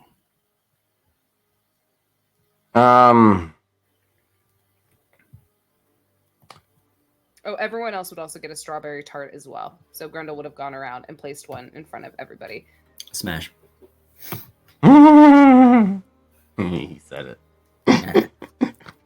I would say on his walk back to the inn, William would have been running over in his mind how Xenia has behaved around him since the encounter with his son, as well as how he's felt since that encounter, and is just basically trying to come to terms with himself on how he needs to approach this situation, because he knows the violence of how he reacted affected Xenia in some shape or form, and is trying to figure out how best to diffuse that. Upon arriving at the inn, at this point, he's starting to drag ass because he's dreading this encounter. So he's making a stop at the bar and getting a drink from there, trying to figure out like what exactly he's going to say. So, what sort of troubles are we drowning today? What you need?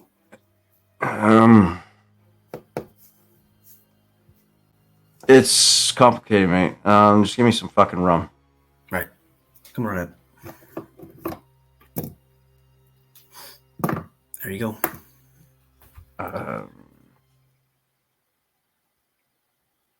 Well, I just got paid. I might as well, be fucking honest today. Here's a gold. Thank you. Keep the change. Far too much, kind sir. Thank you. Oh, it should make up for the bottle I stole a while ago, but that's all right. I forget you said that.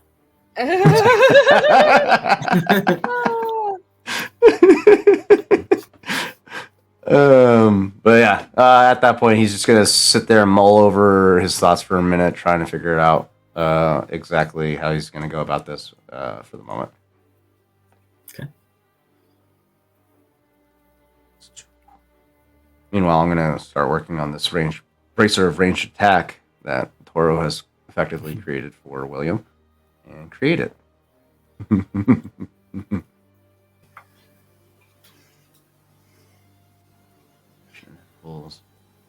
Anybody else? Toro is still asleep. I mean, he'll wake up for the sake of, storyline. I'm going to say whenever he does wake up. However many weeks that was. What century is it? Yeah, he just wake up. Toro's still skin. And he just goes, looks at everything. There's like a whole sci-fi futuristic thing in front of us. 5 more minutes. We made it to Spelljammers, friends. We made it to Spelljammers. Yeah, a bunch of Spelljammers around. All right. So Toro wakes up. Tormata's there. And then is that moment like he wakes up. All right. Hey, Tormana is welcome back. Tormana! What is it? You rested, sir. Finally. Yeah. What? And there's a letter, I've been informed, Toro actually finds. And he just looks it at the table like, oh, grabs it, just reads it.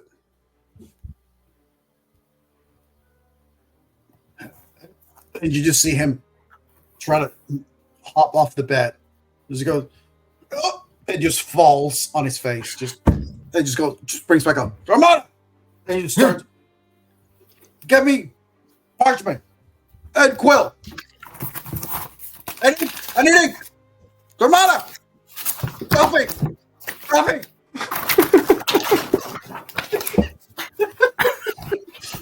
Just, I'll pick those up later. For the dramatics. For the dramatics, we love it. So gets this letter from Luna, and he immediately that hat came with like a stone, and he sort of like goes to Tormaz and is like, oh, well, this is and he starts writing a letter to respond. And all of a sudden, he learns from Tormata that the stone is a sending stone. And he just has that moment of looking at the quill. I'm invested, mate. I'm invested now. It just continues writing the letter. Finally, like, hands it over to Tormata. Hey, you make sure, yeah? Sally Luna gets it, yeah? And sort of trades the letter for the stone. And it just kind of grabs it. And you just see him sort of like waits for Tormata to leave the room, close the door. And then just Torres just sort of like pacing. Just looking at the stone, like, all right, just say hello. Just say hello. Just say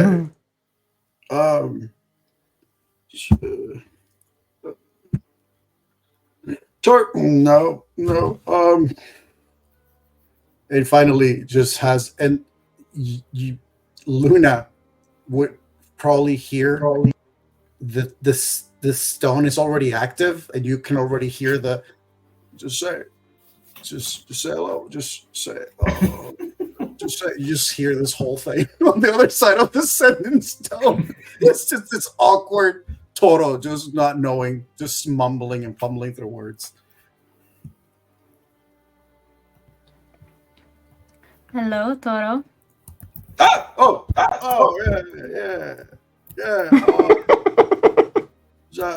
Luna, yeah. I just found the stone. Yeah, she left it. Of course, she left it. I mean, yeah. I got your letter. I was wondering if you were still around. I was perhaps I could so taverns have drink, yeah, and at taverns, people drink at taverns, and I don't know if you drink at taverns, but I often found myself at taverns drinking. If you were to be thirsty,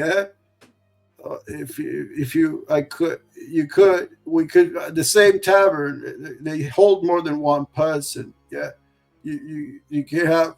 You would have your drink, and I will have my drink. So, yeah. How are you doing? Oh my god. Oh, Toro. Oh, buddy. Oh, buddy. I like to imagine that the snickering going around was canon audible. Absolutely. very faintly at the back of Tora's mind, he gets the tickle of some snickering. Before you just overhear Luna saying, Vitya, you shut up. And you tell Grigorovich if he does not meet us at that drop of point, I will take his eyes for jujubes and eat them, okay? Yes, Toro, taverns have drinks. Quite astute. We have had drinks at taverns before. Are you asking me for another drink?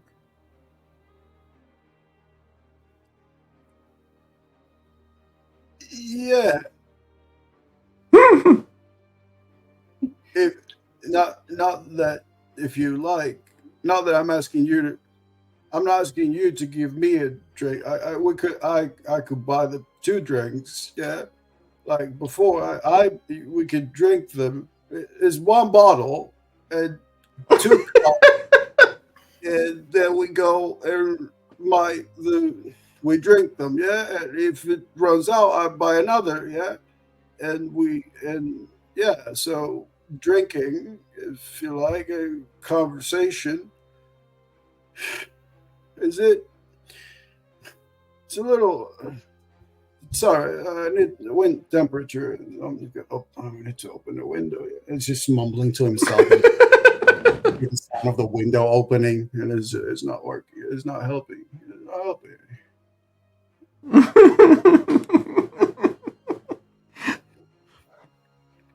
Somebody get this guy a dating coach. Toro has cat scratch fever, and I love it.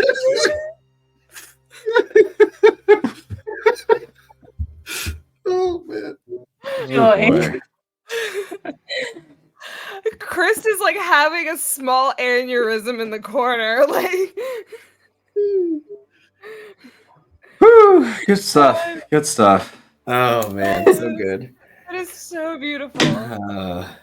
There are just several beats pause as Luna is sort of just, first of all, basking in amusement at how different this Toro is from the suaveness that they've witnessed in all other times past. And it's not visible, but you can feel like the growing Cheshire Cat grin as he continues to stutter and stammer and repeat his words. And she just says, Yes, Toro, I would love to join you for another drink. I just did not wish to interrupt the master at such hard work when you were slaving over that forge. I came by once or twice, just curious. Your assistant said you were quite busy, and who am I to disturb someone hard at work? Oh yeah. It was quite interesting. Yeah. Wait, you were. Wait, so you were there while I was working.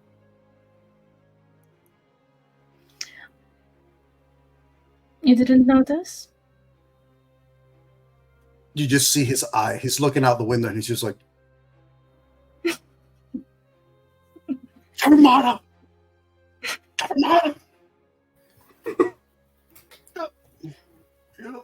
Then we have company. This is not covering. Like this is completely. Luna can hear this. You have a very adorable scrunch between your eyebrows when your first draft fails. Oh, thank you. What? Oh, yeah. And he just gestures him out to get the box. He just kicks the door closed.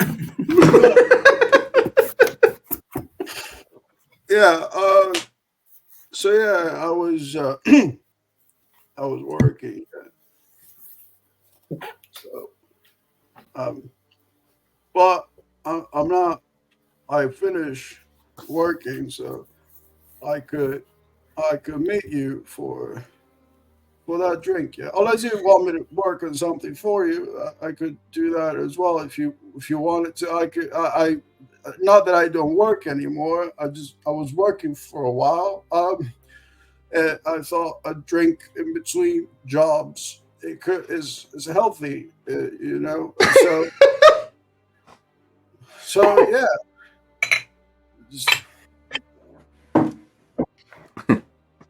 Spiraling. It's It's like those slides at McDonald's, just like you can't even see Toro anymore. All you hear is panic screams.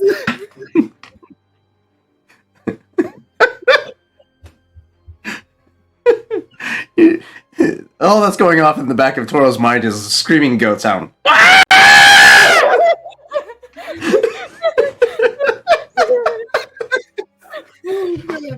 I was more thinking like when it goes into the mind of SpongeBob and he's like ripping through the files. I don't know what to say. Panic, code red, sirens are going off. Oh my god, this is beautiful. I love it. There's another tavern by the east gate. The Brazen Bull. I'll see you there 7 tolls past the evening bell. You see him like rush to grab the quill. And then it's just that thing where it's like grabbing the quilt, putting the ink, and just writing. All right, yeah. I should be available. All right.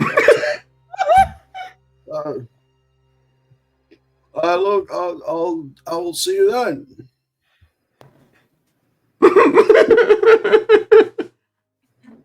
It's a date. Shut up, Vidya. And then that's the last that you hear. Oh my goodness. Or it's just that moment, it's like, sorry, here's that last thing, just go.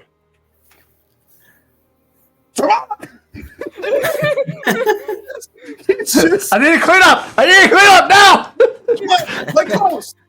It's just, and then it's What just. time is it?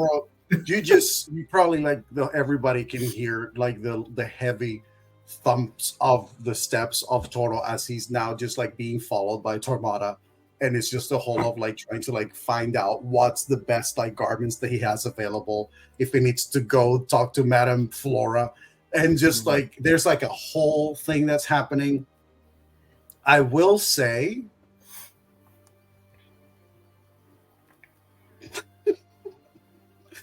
Toro is gonna go to Madame Flora and it's gonna ask Madame Flora if he produce a flower for it. Clever. You need flour. Yeah. Just any sort of thing, or looking for something in particular. Do you know if cats like flower? Yeah. No lilies. Any, They're not very particular to a few, but I could. you ever gifted produce- something to a tabaxi? Tabaxi. You know that I'm asking. I've never gifted something to Tabaxi, but I have. I have gotten to know a few and do know what they do and do not like. All right, good. You see, I have a friend, yeah? Termata here is looking for a gift Oh, for a tabaxi. And I told Termata I would ask around, so I'm asking for Termata. Top right corner of the screen, you see -15 William. In parentheses off to the side, Toro was not talking about Tormata. Well, -15 William disapproves. Toro's charisma score is just dropping fucking scene by scene at this point.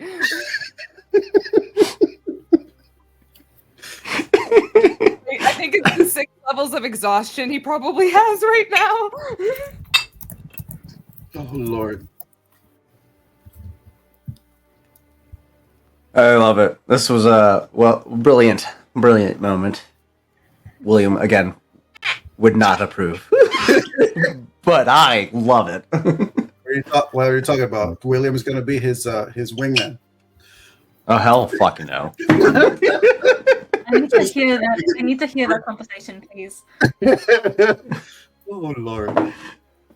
Oh my god! If you want good flower arrangements, Grendel could definitely get you some bitchin' bouquets. Just saying. Oh, he knows she could, but he doesn't trust Grendel with the secrecy he's trying to keep right now. You would tell everybody. Oh, you're going out on a date with Luna?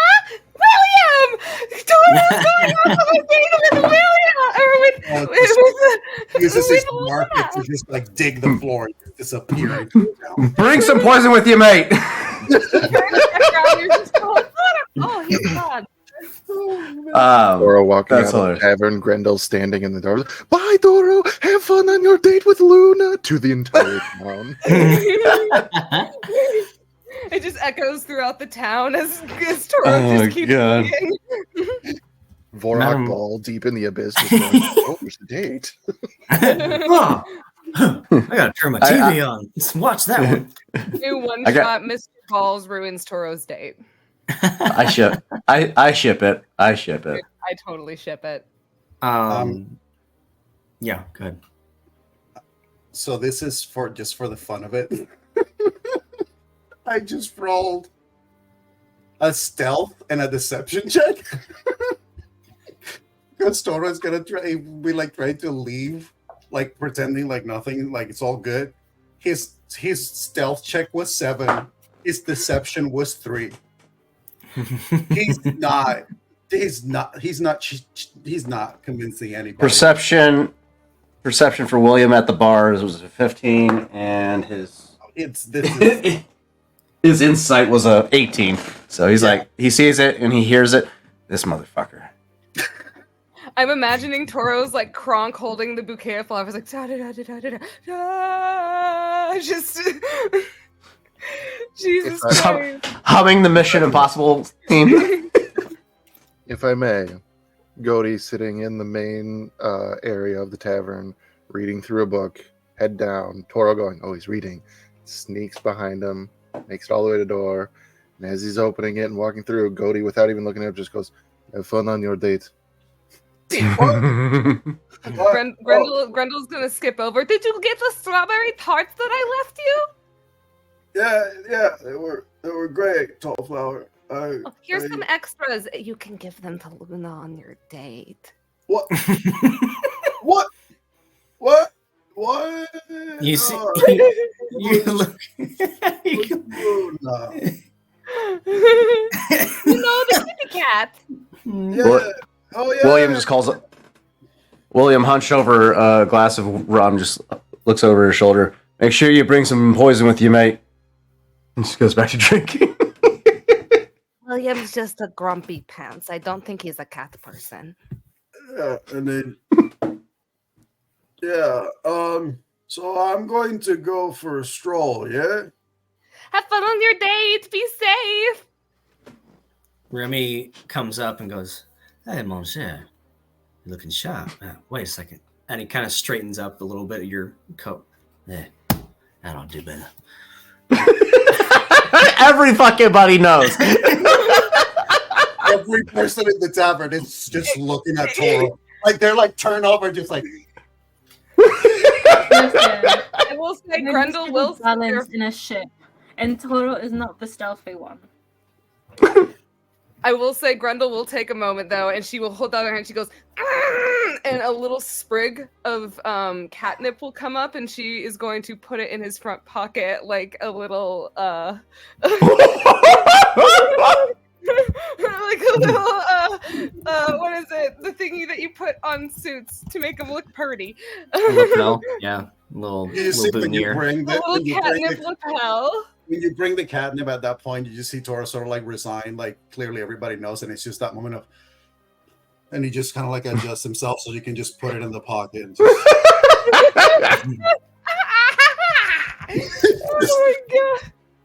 Oh my god. he's sort of like crestfallen, just turns around, opens the door, and Have just look fun at on your everybody. date, Toro. Just looks at everybody, goes. "Yeah, Who so, runs the mountain?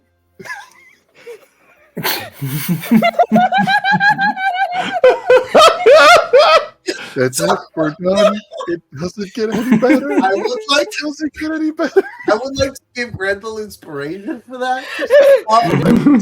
Emotion. Oh my god! And you just see him sort of have a moment of he's about to respond the way that he usually does. Oh, what? Oh. We do, mate. We do. We're You're on the mountain. I wish I was under one right That's now. right. He just Go get him, Tiger Toro, and she's gonna pat him on the back out the door. Walking through the town, the priest officiating Lord Fagin Amadon's funeral goes, and we will be wrapping up shortly. We all have to pay attention to Toro and Luna's gate. Because everyone knows. Okay, guys. Fagin Amadon rises from the we gate. Oh, are I don't gonna want to be miss this. following I don't wanna and, miss this. Watching the date between Toro and Luna, obviously. no. This is It's the campaign. undercover. It's by myself. Grendel's just Toro- hiding behind a tree. You can just fully see her. She's like taller than the bush that she's hiding behind. It's just like Tales of Toro quest for a second date. she puts the flower on her head, just be like, "No, I am a flower." Oh my lord. Oh lord. Wow. I Oh, was not man. anticipating this to become this, but I'm here for it. Yeah, I love it. we are. It's There, brilliant. there are no rails. There's no roads. We're off There's road. no rails. This is a damn roller coaster, but like the roller coaster where you just sit in a laundry basket and try You to go just down the need- stairs. After Toro steps out, it's that moment of like this whole the conversation with everybody and everything clearly like took longer than he was anticipating for his stealth out. So after the door closes and he leaves, he just starts, walking down the street, and he just has a moment like looking back a couple of times, and then you just see his little foot, like his little. I'm like, it just starts going a little faster. Oh my god! Oh my god! Oh my god. I fucking love it. I love it. Oh my god. Oh, this is so adorable. And William over here is about to rain a fucking heavy cloud over this scene afterwards. Like, It's a balance. I And Mr. fucking Toro, love if it. you hear the call after you, be careful, Mr. Toro, and just so you know, be safe. Fangs can leave quite deep scars, just so you know. Especially cat claws. Toro's not going to comment on that. Not even gonna touch. As an above table retort to that comment, unarmored defense from barbarians. Oh yeah. Tough meat, baby. Laura- Tough meat. Very Laura gamey. would like I to could say raise- so much about table right now. I'm not gonna. You're very gamey meat. Soon um, Toro will be saying, "Who runs the mountain?" God. Oh my God. Oh my God. She's unhinged. She's fucking unhinged. And this is Uh. how I'm gonna go in timeout now. Toro and Luna get a spin-off right At here. Taylor. At this time. What was that? I can't breathe. Fucking hell. Oh my God. Okay, William, bring us back down. Okay, yeah. At this time, William will call. That he smells good, by the way. Just because the catnip is in his pocket. William calls out to Grendel at this time. Try to get the scene back under control before we get any more wild. Grendel, if you could, send Xenia over my way. Oh, where is Xenia?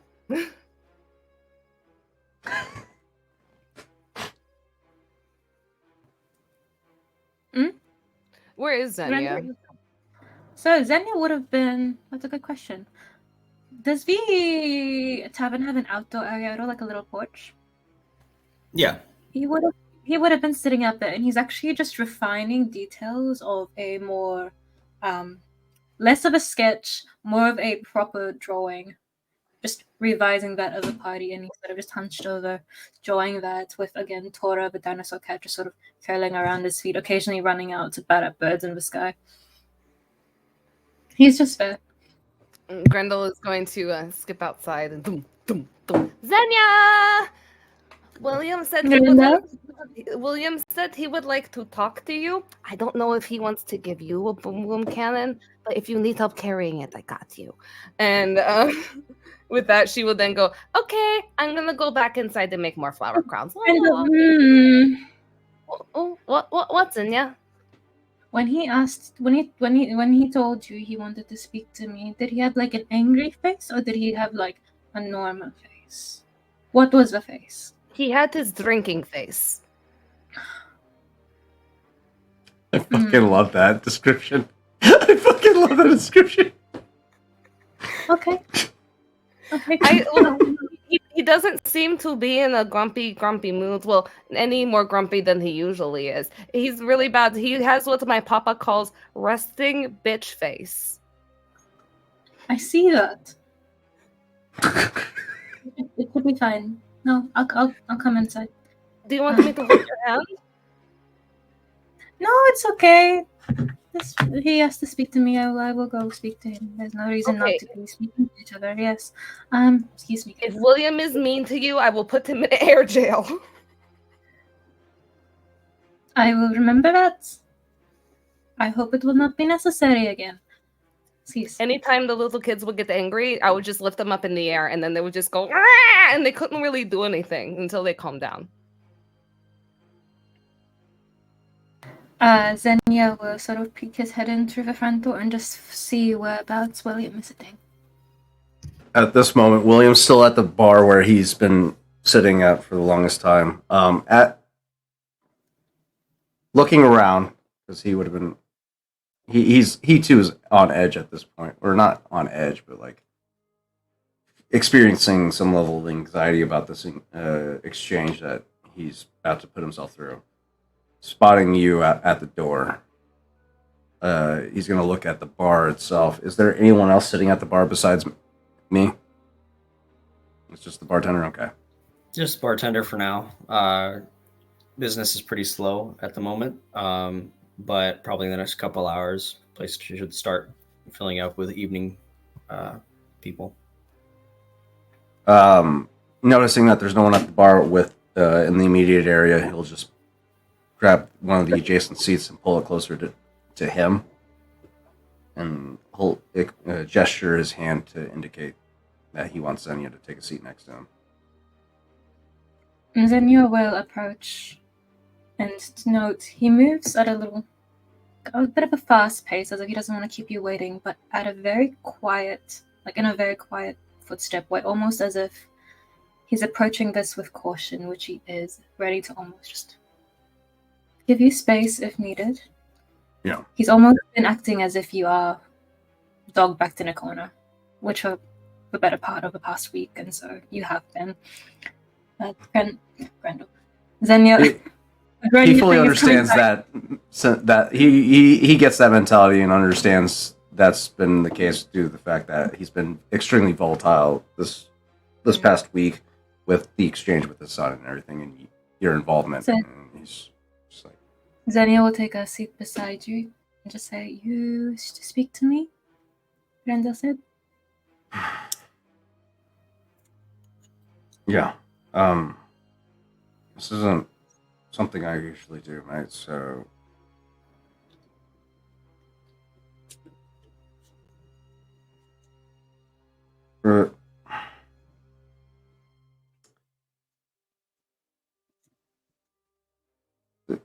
Everything that happened with my son the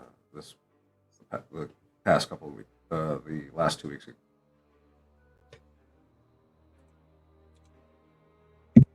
this is not fucking easy. I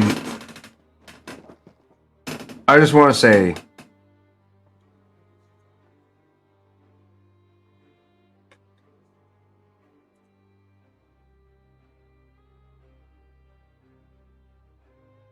albeit it was a confrontation that was needed, I was not ready for in the moment when you forced me into that corner, and that's why I responded as volatile, as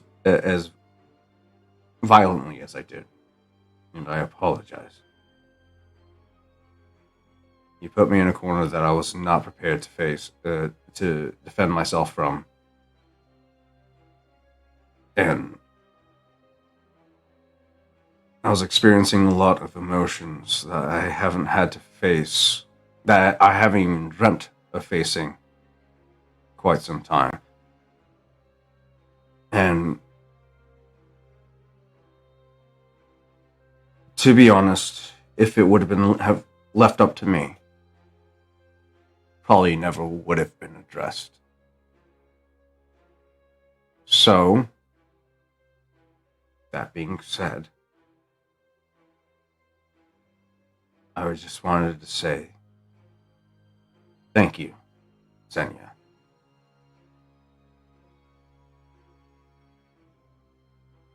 But please do not do that to me again.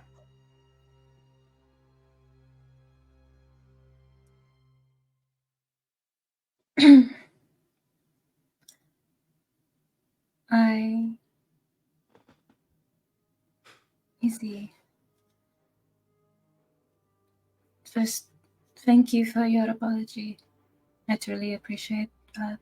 And as I said before, I sincerely am most sorry to have overstepped bounds. Granted, I did not know the bounds were there, but I overstepped nonetheless, and had I known better, I would never have put you in that position.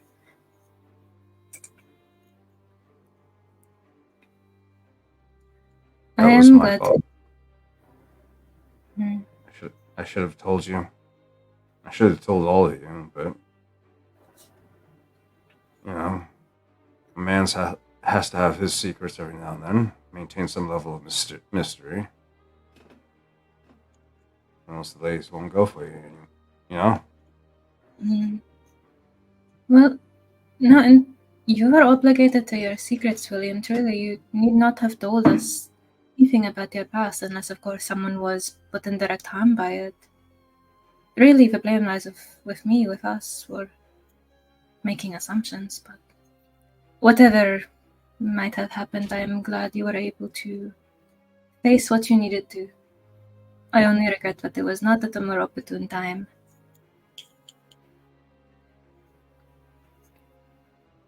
I want to share with you something that came of that interaction that day. And as he says that, he pulls out the letter from Grayson, as well as the locket that's been in his hand this whole time. That's it on the bar top in front of Xenia. He sent me this. I don't think this could have been a possibility without you, Xenia. He reached out first? He reached out first, yes. You see Xenia just give himself a small little congratulatory nod. Oh, good. Good. I hoped he might. I did. This would have been before he met with you again, but we encountered each other along the river. I did say, you are a great man. In ways you don't realize. Though all great men have their folly, you have been managing as best as you can. And I told him that you are proud of him. Though you may not say it, and he may not believe it. I don't see a shadow, but a light of you in him. There is hope for both of you. It will just take time. That's what I think.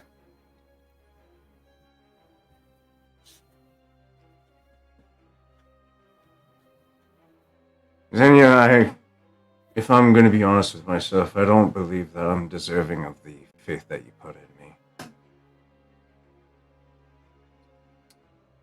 But well, I am thankful all the same. Deserving or not, you still have it. For now. And then Xenia sort of looks at the locket you put in front of him. Is it open? Yes, it is.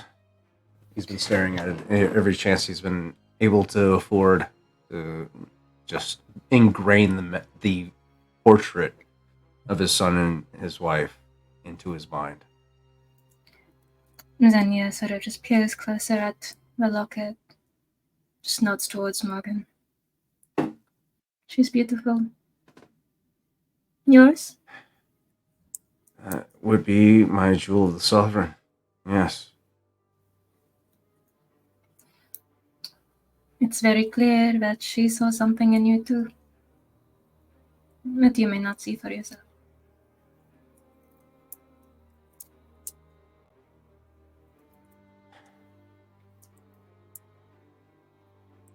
You guys are like a second family to me. So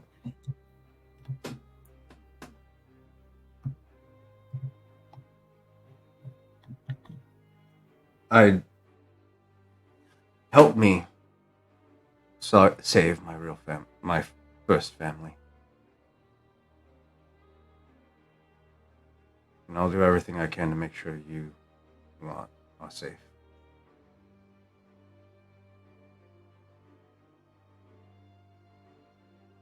We would never say no to that. And I'm more than happy to make amends for the rather difficult road that has led you to this. What is it we can do to help? Was there something in particular that you had in mind? The Paragons, whatever the fuck we're doing now. I don't know. Gody seems to have a better grip on the whole situation. I'm just here to make sure that our efforts are coordinated and we are as effective as a unit as possible together. Cover each other's weaknesses, strengthen each other's strengths, hone our skills. I aim to be the honing edge of this party, of this crew. So, keep your wits sharp, as I've always trusted your judgment, along with Gody's. Put your trust in me, and I'll put my trust in you. Thank you, William. I appreciate that. We will do our best not to fail you, not to fail the others, not to fail anyone, not to fail ourselves. Would be the Don't make greatest. Don't make that promise, mate, because life is full of failures. It's better to try and fail than it is to never attempt at all. So long as we have more successes than failures, I will be happy with that. It's something I've lost sight of in my time in the Sovereign. So this locket, and he'll flip it over to show the quote that he just said on the back of that locket. It's something I've told my wife and my son time and time again. And I will tell you, Gody, Grendel, Toro, as well. Whenever you need that guidance, I will be that guidance. Try and fail, but never give up.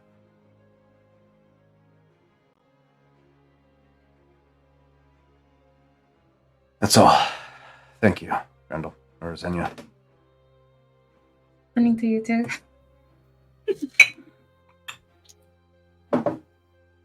I feel like Xenia should have inspiration just from like the effect of William's speech, like some kind of guidance. Like, I wouldn't be mad at that either. I second that motion. Shall the council no. vote? I say aye. Surely bardic inspiration, like inadvertent. I would happily say that Xenia should have inspiration from that. For helping William with daddy Very issues. Question to Chris. The sending stone that Grayson held up when Xenia was with him, did it have any noticeable features or engravings at all? No? It was a pretty standard and conspicuous piece.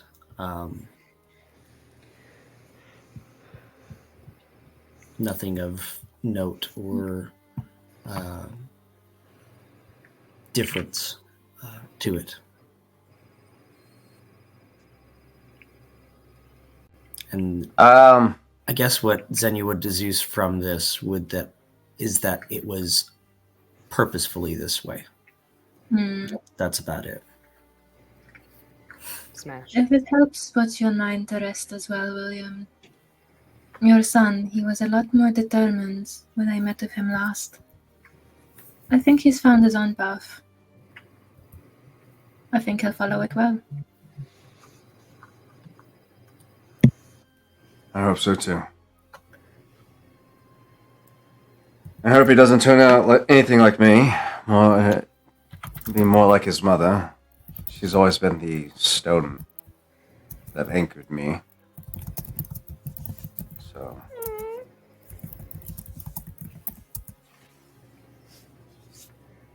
He'll raise his glass at this moment.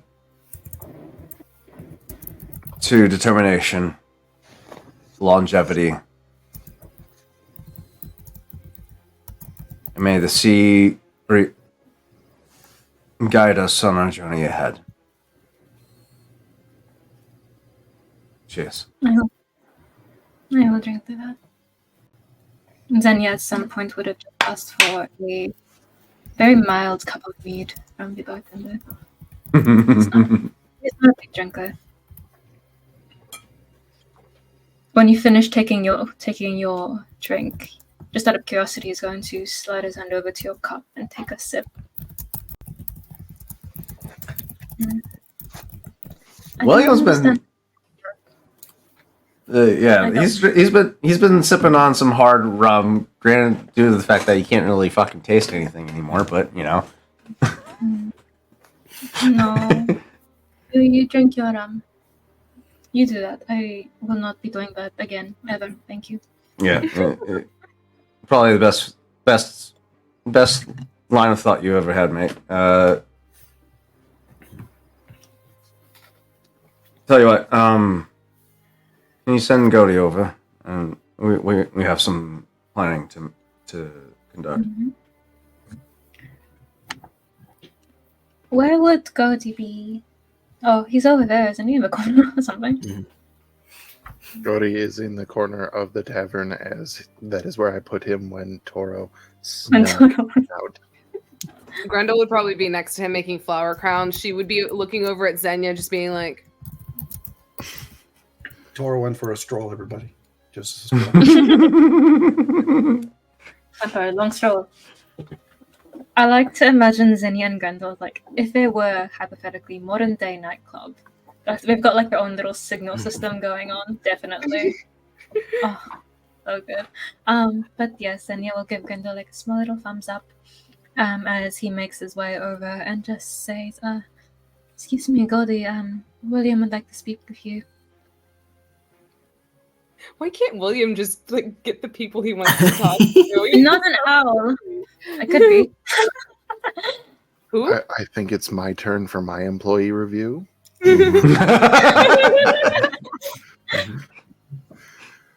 Cody will just give a nod, stand, and walk over to where William is. Not sit down yet, and just, you wish to speak with me? Yes, mate.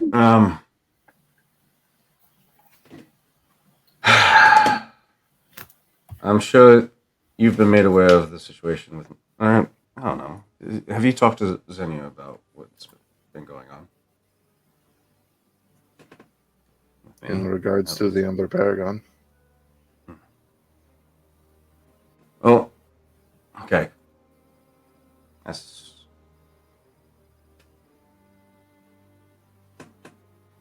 I just want to make it clear that from this point on, I will aim to be a more effective captain, as you keep calling me. So, that being said, these paragons that we keep finding ourselves in possession of, heeding the words of Madame Dorset, Lord Fagon, these things need to be dispersed amongst the crew. Not one person should be in possession of all of it.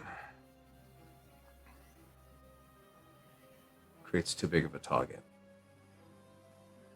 I've just been waiting for the entire group to be in the same room to disperse them. Then let's go ahead and take care of that matter.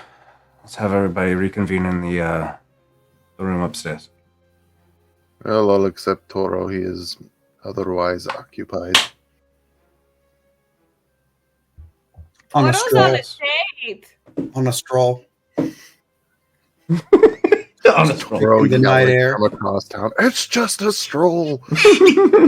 You see actually like Tormata Scroll is down, like you every time that you lovers. guys mention the date, Tormata is like, you went on a stroll.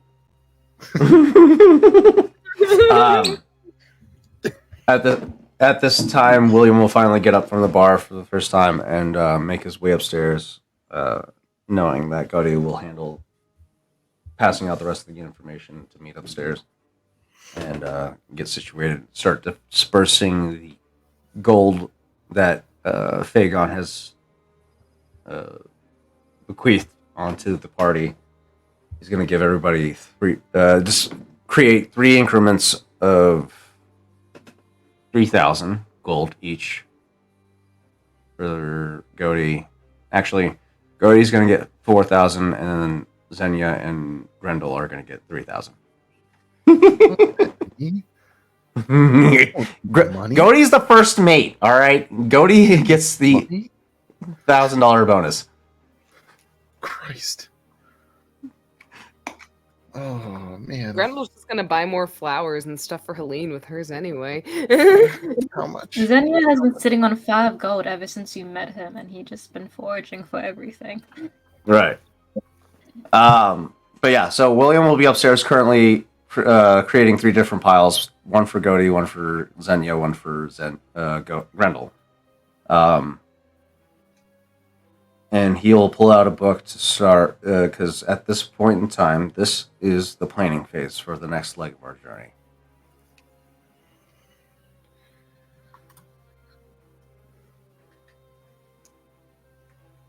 That being said, the rest of the scene's up to you guys.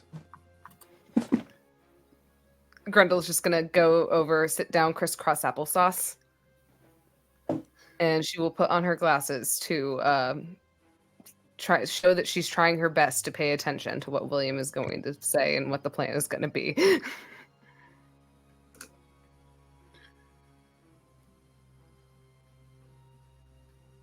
With everyone gathered, Cody's going to look to everyone around.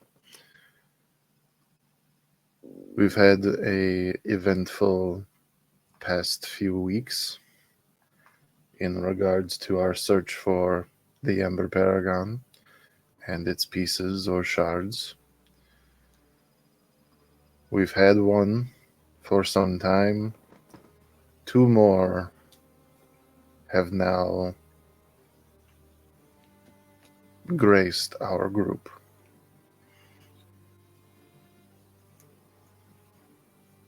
These are powerful items, to say the least. And as such,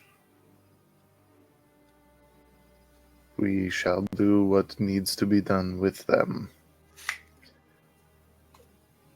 Cody is going to start by holding up the gauntlet that was left by Luna.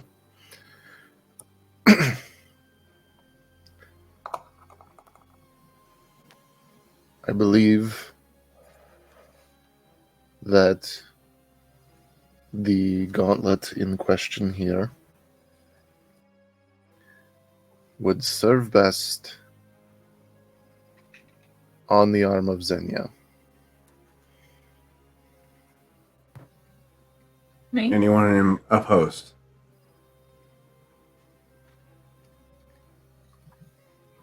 No one? Do we strike a pose?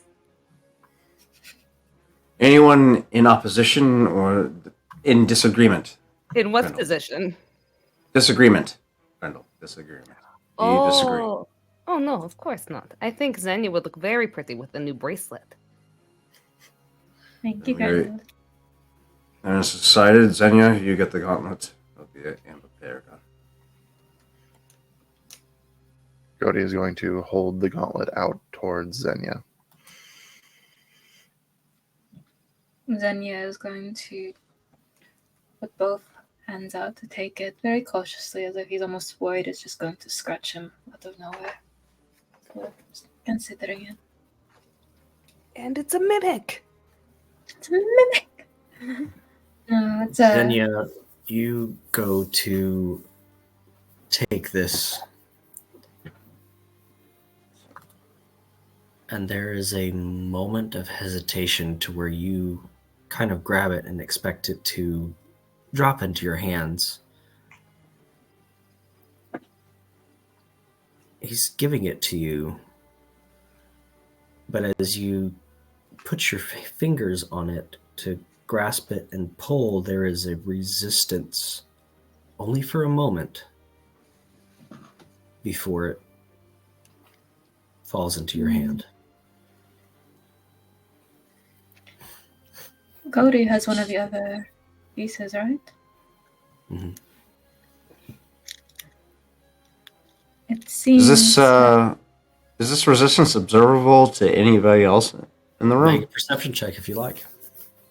Otherwise, Xenia is just going to say, it seems That's a that these artifacts are rather attached to their brethren. They do not enjoy being parted. Nat 20, all right. I am also going to spend a superior ability point to increase that from a 25 to even higher. That's going to be a 25 plus 5 for a 30 to perceive this resistance. Yeah, you... no, absolutely not. Show me. 32. Tell Yeah. me your fucking secrets. You see Godey's fingers as he reaches out to hand it over. As soon as Xenia's hand touches it, his fingers and like the little tendons on his hand, even like the veins, they tense just ever so slightly So the resistance is coming from Godey. before that relaxes. Oh, shit! Okay, all right. Okay. Noted. Grendel's dumb as a bunch of rocks, but I'm like I myself as a player am clutching my metaphorical pearls right now. That being said, William is now going to do an insight on Godey. Okay. Please give me another nat 20. I want another nat 20. So fucking... Oh, that's an 18. Just as good. Insight is a +1. We're going to do another tactical assessment to increase the roll by a d8. That's a fucking full 8. So 18 plus 1 is 19 plus 8 is 27. What do my fucking tactical eyes see? Yes, use all superiority die before the fight begins. The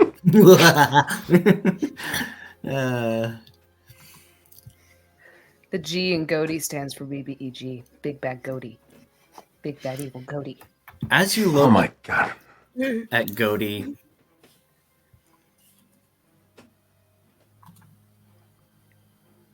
you see something in him that he claims to have never had. Something that he never possessed. You see a gleam of ambition in his eye. You've seen this look before in Balasar. when he had his mind set on something, Mm-hmm. a gleam of an idea. The initial steps towards greed.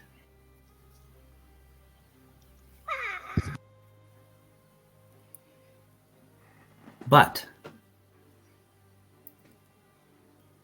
as he lets go of the Sunstone,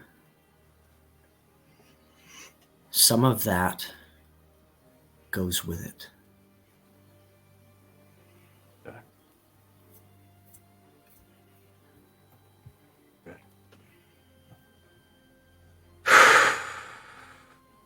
Williams just he doesn't make any physical reaction to it. He observes it and just sits there and continues to watch as Godi continues to hand out the piece of the Paragon. All of this happening in the moment shortly after what Xenia said, Godi's just going to kind of clear his throat. Yes, it would appear that they are attached to each other. Anyway, Lord Amadon gave us a piece of the stone as well, though it required new housing. And knowing that this was a stone for protection,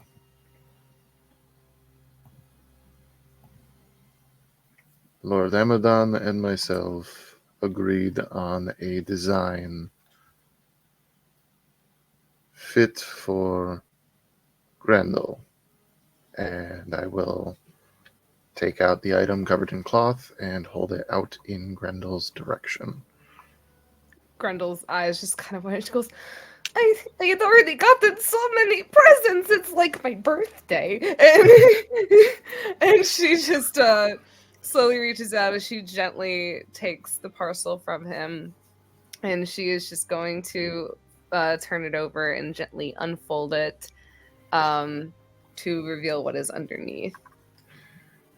As described previously, what is underneath is a buckler, a small shield designed to fit on one's forearm. It is shaped like a heater shield with the point ending pretty much at the back of where one's wrist would end. And emblazoned upon it is a emblem of I have it written here. I believe that it was a dahlia flower, where the stem is the shard of the Amber Paragon.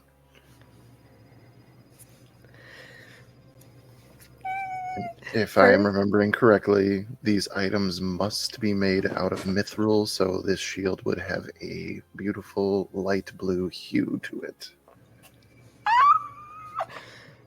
First, And that Smash. at this point, William will speak up again. Anyone in opposition? No. Grendel, you are assigned the shield of the Amber Paragon. I get the bracelet, and she like immediately just like puts it on, and she's just like, "It is so pretty." And then she kind of like imagines like her carrying like the candy, pew, pew, pew, pew, pew, and just it's just like William's no, like reassured in that moment, seeing Grendel pantomiming. William is reassured that she understands what the purpose of that fucking thing is to protect herself with. I was worried that I was like, please tell me she knows that this is a shield. But like after just pantomiming for a moment, she's just gonna look at it on her arm as she turns and looks at Godi and looks at William and looks at Xenia. Now with all of these, I can even protect you guys even better, and we can beat the shit out of Mr. Balls and fill him with metal balls.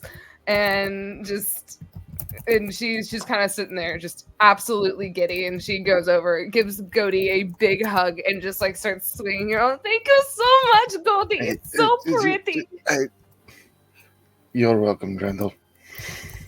She just puts him back down, and she just kind of sits there, just like looking at her bracelet buckler. Anything else, Cody? I need you to make a charisma saving throw for me, please. Goldie.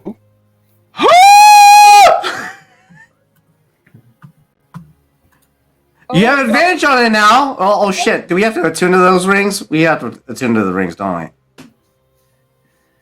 Oh my god. There's so many items that we need to attune to.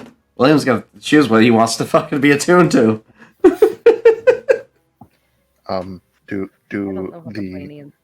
Do the friendship bracelets help in this moment? We'll say yes. Oh. They're all together in the same room. Within close proximity, so Power of So advantage on a charisma save. Power. So Alright. there, it wasn't. I don't think it was advantage. I think it was plus No, one I think per it's- each one around. Right? That's what you said. if that's okay with Chris, we didn't like fully fleshed it out. So up to you, Chris. If it's a plus one for all of them, for just one or two. Yeah, let's unless say they're all together. Unless they're all together. Yeah, we'll do a plus one for each person. Okay. Not counting myself, right? I mean, you're basically all huddling together in one spot for that increase, which means AoE's. Here you go. Yeah, that's why it would be like only like 5-10 feet total. Like you guys need to be close for it to work. The closer we are together, the more points we get accumulated to our save. Okay.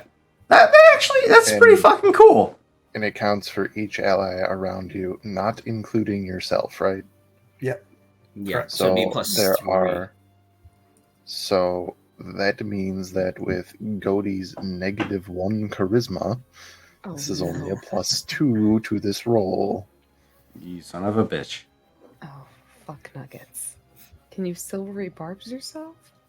He's got advantage, or he's got inspiration. No, I don't. Yeah, well, you know what? William gives you inspiration. Cuerdo appears out of nowhere, just goes bardic inspiration and keeps walking. Oh no. That would be a mighty 7. Are we gonna have that moment between Bilbo and Frodo happen? Oh dear God.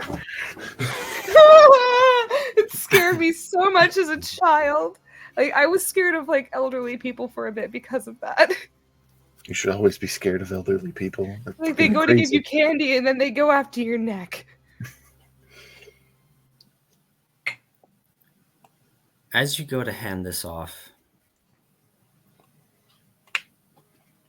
moments before it leaves your hand, you hear a whisper.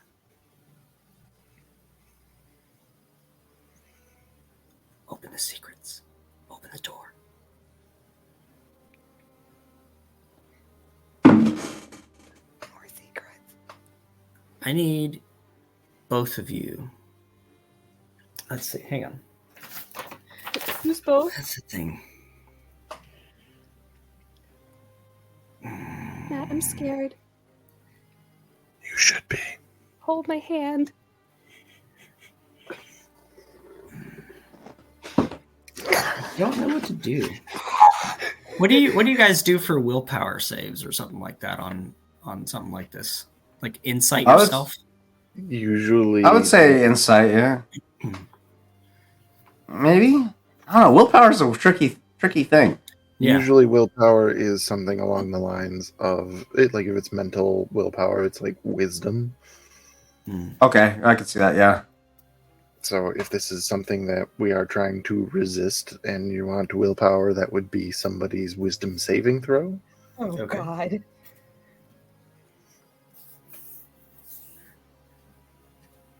Wait, Gretel gets advantage on those now. No, it's +3. No, Grendel has a ring. Oh shit! Oh! Advantage. Yeah. Oh! What? Grendel has the advantage ring. Okay. Got that bling bling advantage. Hmm? And then our rings just give us +1s for every ally nearby. Okay. Oh. If you wanted some advantage, put a ring on it. If you wanted some advantage, put a ring. Go ahead and roll me that wisdom saving throw then. Oh dear Moi God. or who? Cody, please. So this is a good thing because now we actually have a modifier.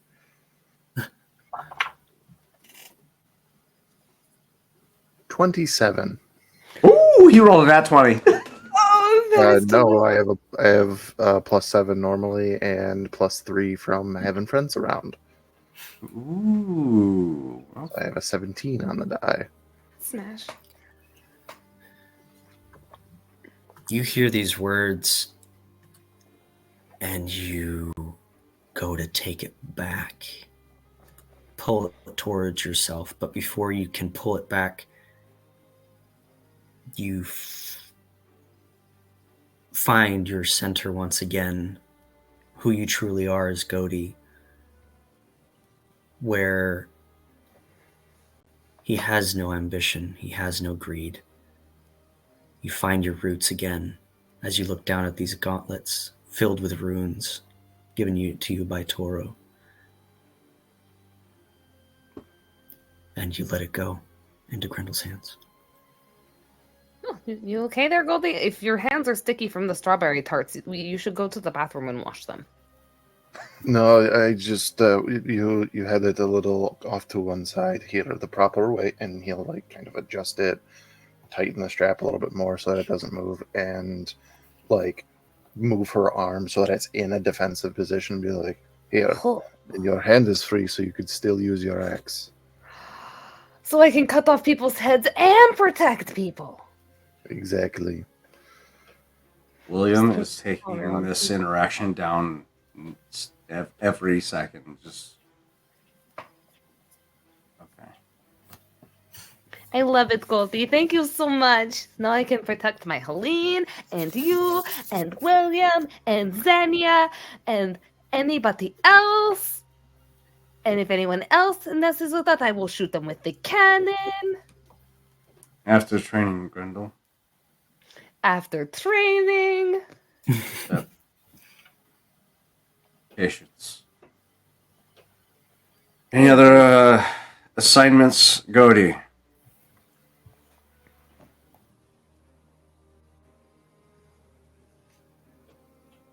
Not to do with the Ember Paragon, the much less gifting and much less formal gifting, if you will. So, just one other little thing I would like to give to someone. The floor is yours before I take over. Oh, again, not nearly as formal, but something that we came into possession of that has been on my person and I have not had the chance to give to someone, and I do believe that the most well-equipped to use it would also be Xenia.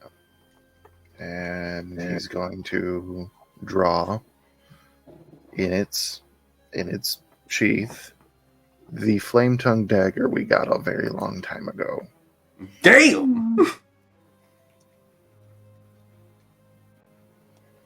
Where did you get this? So Matt's struggling to remember, but Godi would, because Godi has the mind feed. You got it off a pincushion kitty cat. That's right. Thank God Luna's not here. Going on a stroll with Toro. Yeah, that would have been very awkward if I was like, Luna, you can use this, right? Luna's still in town? No. You want to give Luna more blades? You don't even know about Richard. So good. It's a flame tongue. Yeah. Dagger? So it's a flame tongue dagger. So functions like if you wanted to put a flame tongue on your sheet and then just remember that to attack with it, you're rolling 1d4 instead of 1d6 or whatever it says normally. Mhm. Yeah. But it would still get that normal bonus to it, which is plus 2d6 fire damage. Nice. Yeah. This But again, would it be is. It's not something that I can make very good use of, so definitely belongs in more capable hands. Thank you, Dodi. I appreciate the thought. I will You put are it most to good use. I should hope so. The only other thing that I had was for Sir Braidstone, and he is, as I said, otherwise occupied. So On a straw. yes, thank you. That was Tormata. that was Tormata, that was I should Tormata. That was Tormata in the door. Stroll. On the state. At this time, with the conclusion of Godi, William will take over. It's time that we establish some form of understanding of where we operate as a unit. You mean as a family? As a unit is a form of family, Grendel. Well, I think family sounds nicer. Family does sound nicer, but families don't take on challenges to protect the world. But we Families, do. exactly. That's why we're a unit. But we're That being also- said, Grendel, there needs to be a chain of command. The journey that we're about to embark on is going to include a lot more people. We need a ship. In order to command a ship, we need men. That being said, at this point in time, I will be naming my first mate. Godi, do you accept this responsibility?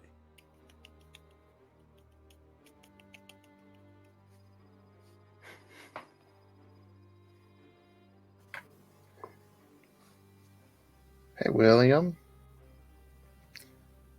roll me one of them insight checks you like.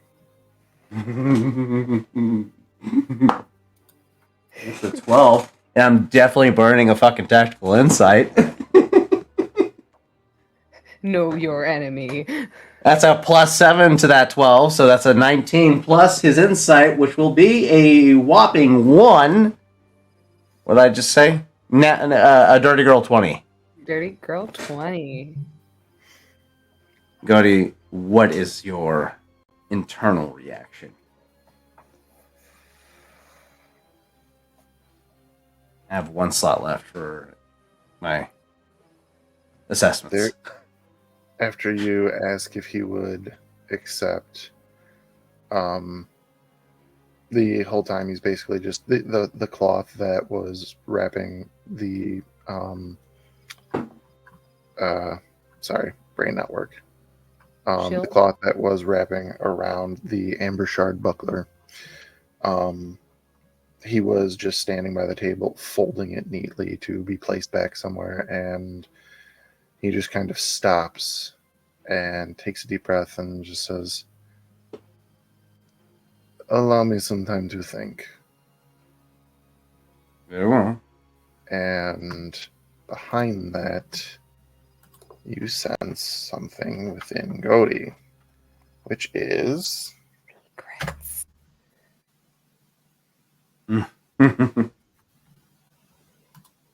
You will see a perceivable smile, a reaction that he was hoping to see, and then he turns to Xenia. Xenia, once we acquire a ship, you will be my navigator, as the third in command. Understood?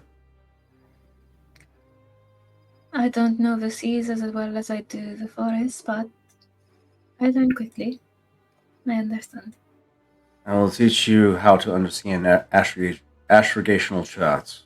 I'll teach you what you need to know to navigate the sea. Hmm. But your wisdom and your wit will be a boon to our voyages across the sea.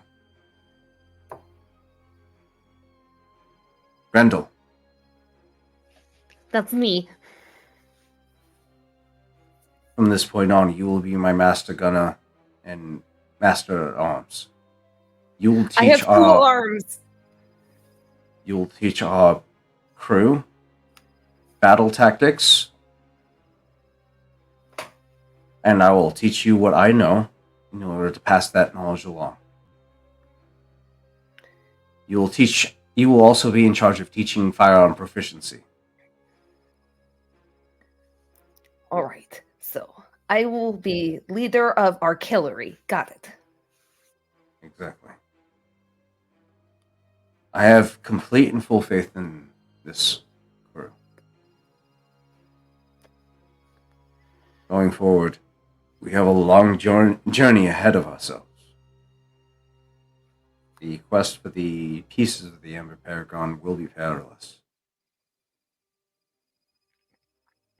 But I am placing my full and complete confidence in this team. We will lose many men along the way. And we will find them. And there will be a chance that we will find them along the way. But keep your eye on the goal. The goal at hand is to stop the calamity that is before us. We need to rescue. Who the fuck are we rescuing, Cody? Helene.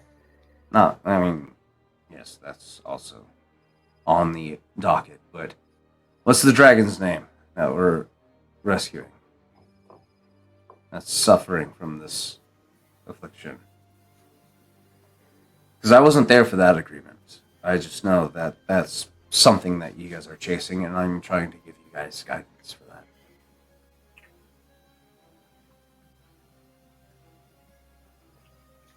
Chris, help me.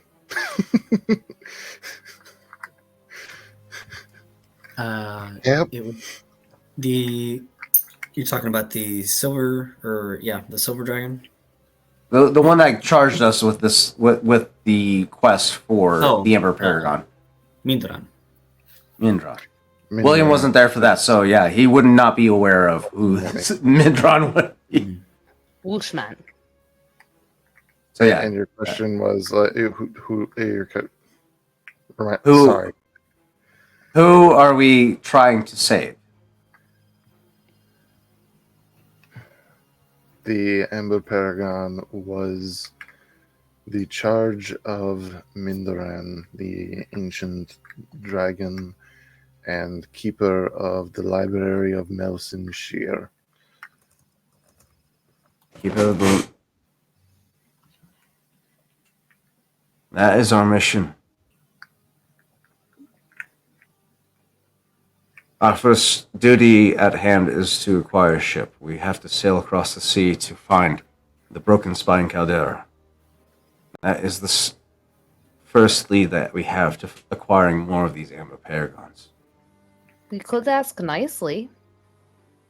We could. But tonight I wanted to establish a means of communication. Should any complications arise with our men, they need to understand who they need to talk to first. Grendel, Xenia, then Godi, then me. That is the chain of command. Am I clear? I'm number 4. It's my favorite number.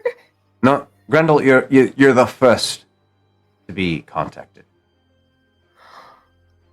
I'm number 1. My other favorite number. Yes, sir. That being said, I have full and complete faith in all of you, in your capabilities. You each contribute a unique perspective to every encounter that we face. Trust in one another.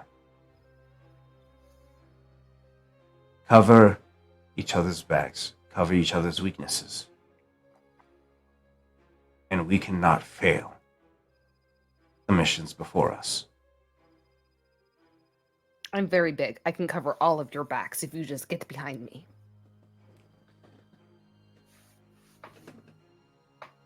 This point on, we have our charges, we have our mission. Get some rest. Tomorrow we seek a ship.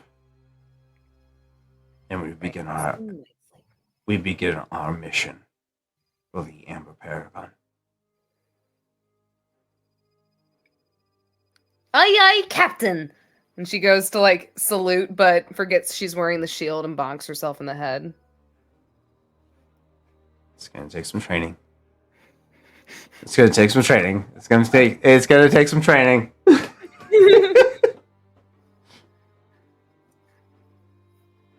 That being said, at that point, William will get up from his position.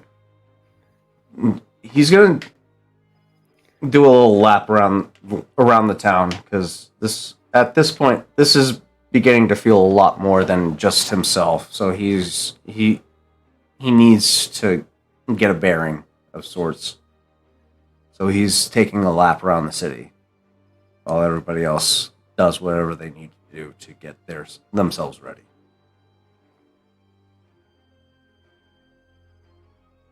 But tomorrow, the rising sun tomorrow, he fully intends to send this party on their quest.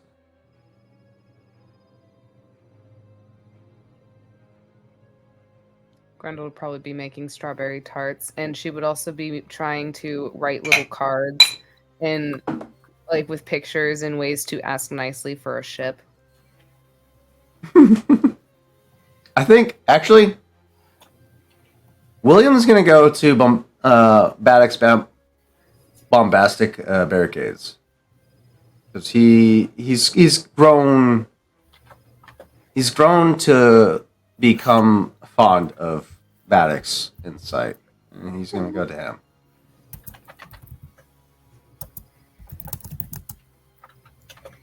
Okay. I love seeing William get feelings. Character growth. He's come so far. And who knew Going it from- took a dead, non-beating heart to do that? It's crazy. Right? Who knew it took your own son murdering you with radiant damage for him to realize that? Sometimes you gotta kill a few pieces inside you to feel something, you know? Exactly. So he's not a complete heartless asshole. He's just a partial complete heartless asshole. Hey, like Grendel said, just because he's an asshole doesn't make him a bad person. It just makes him an asshole. That being said, yeah, at this hour, I'm sure it's late as shit, but yeah, William's beelining it for Baddock's shop. Yeah. You get there and it does look closed down. You try to rouse anyone if they are there. That depends. Does it look like somebody lives there? Yeah. And working there, Yeah. you know that Baddock lives in the upper portion of the shop. Okay. All right. Yeah. Then yes, William would definitely try and get his attention. Lantern lights, comes down the stairs, and who's there? Wait.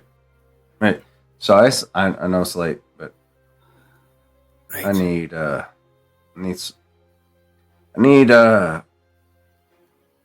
another mind in how to deal with some shit.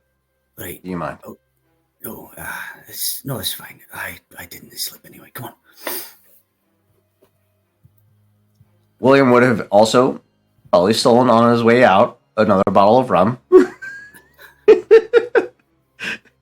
presented it upon entry. Like, I didn't. I'm not a rude guest. I'm showing up with something to Drink for accommodate. yourself.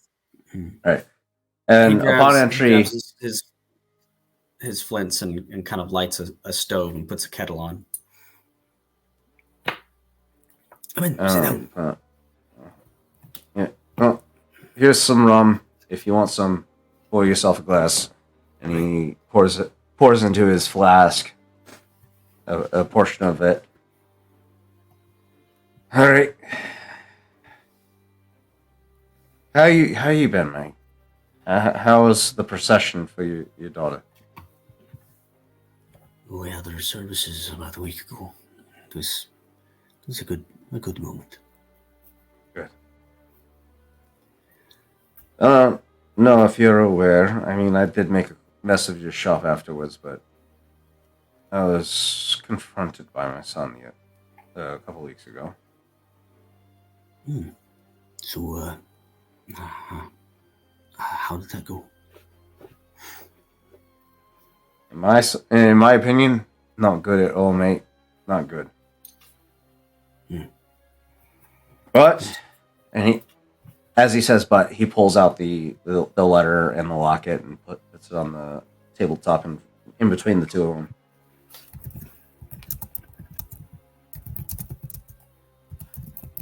Some good came of it.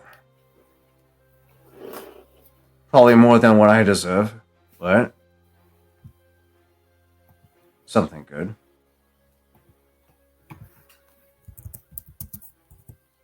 As much as I would like to dwell on it, my mission isn't done.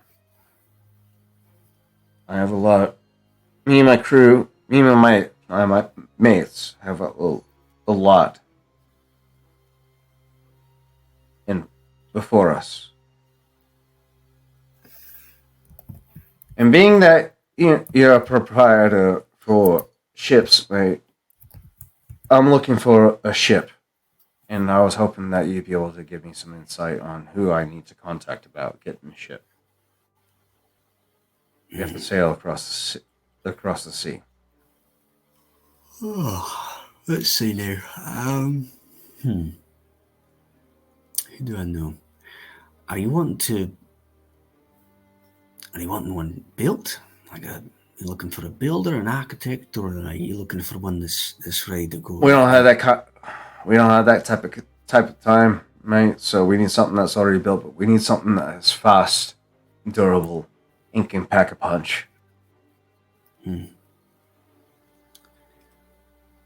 Something comparable to the Sovereign's Pride, but faster. Sovereign's Pride. You're not asking for much, are you? I mean, there's not much ship business around here. I make obviously for ports and fortresses and things like that. But your best bet would probably be going to the coast and trying to muster up something there, either in a card game or legitimate business of some sort. You could try some shops that might have a deed to one.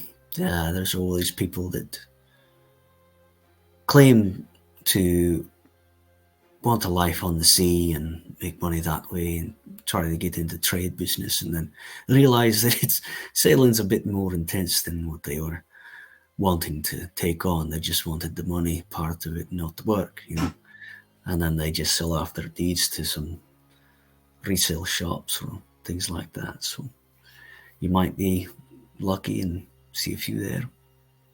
All right. But other than that, there's no store to go buy a boat at, especially here in Embershard. The coast is probably the best bet for that. I wouldn't imagine, but would you wouldn't happen that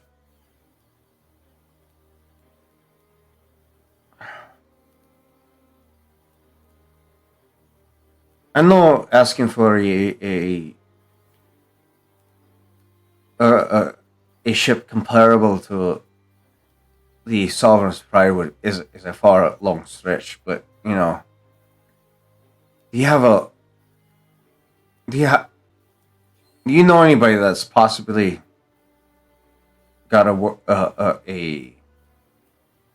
what's it called, a project ship, something that's upgradable, adaptable? Not right off the top of my head, no. Sorry, I'm in the explosive business, lad. Not really in the. I know. I'm mostly reaching out of hope, but Here's I what I'll figured do. If I do hear of anybody coming through wanting to sell off their cannons and get rid of anything, I'll let you know. How's that sound? sounds good to me, mate. Right. I've been meaning to thank you for letting me use your shop for the past couple of weeks. I've been riling through some emotions. That being said, I feel it's only right that I pay you for the amount of time that I've used your shop. So, how does 2,000 gold sound? Well, I mean, definitely make I know up for the that cost of material and the time it took my lad there to clean that shop. But how about 500?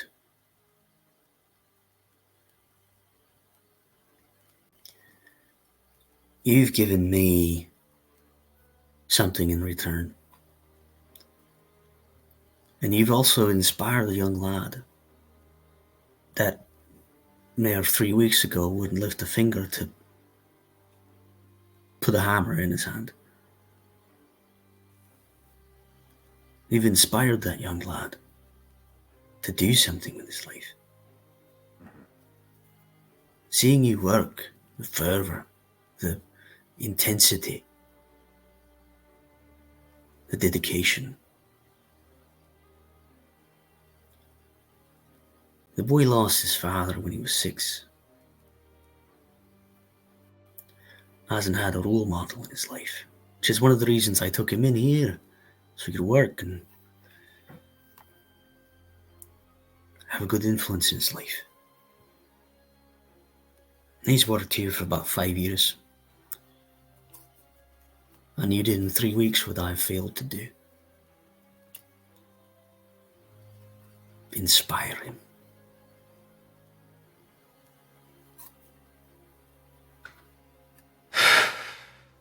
at this point in time, there is a bit of a welling of tears in his eyes, but he quickly fucking chokes that shit back down. It's like, all right, mate, 500 it is.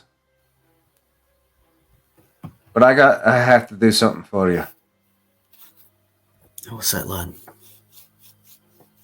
He pulls out the blueprints of the flintlocks that he's been holding on to.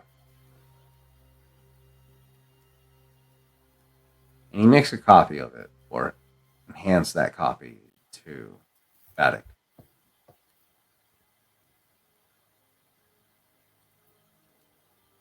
Hand This is cannons. for you. Aye.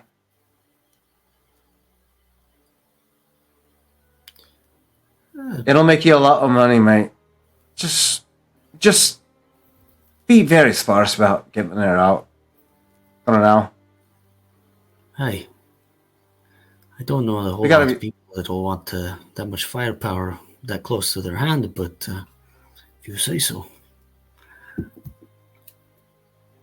And if anybody comes asking about where you got those blueprints,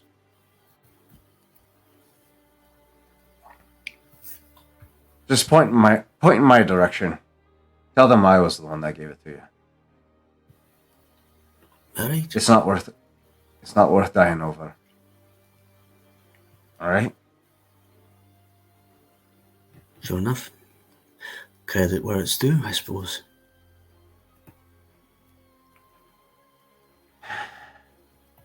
All right, Baddock. You've been a great champion. But today is probably the last time we'll see each other for a while. The time, but I think we'll see each other again. I think so. He'll raise the glass. Yeah. Here's to hoping, mate. Here's to hoping. Aye. With that, William will finally get up and make his way back to the inn. A sense of fire burning in his stomach. It gives him it gives him hope. Aside from the fact that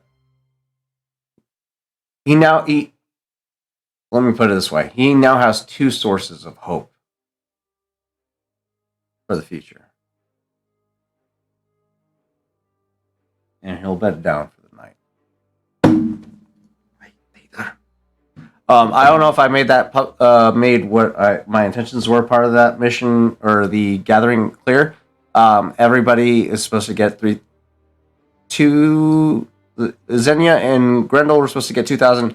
Godi was supposed to get 3,000 from that meeting. So that was the dispersion of the. Is that right?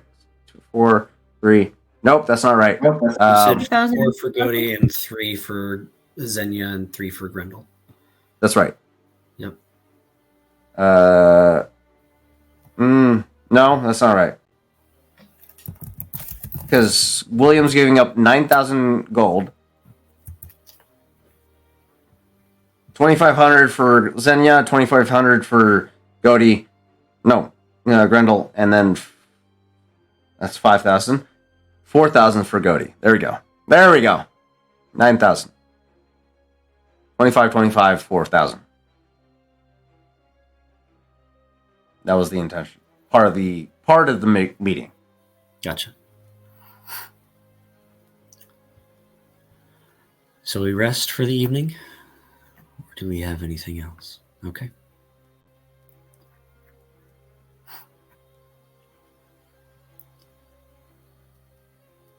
William. Here we go. The one part I've been dreading all night.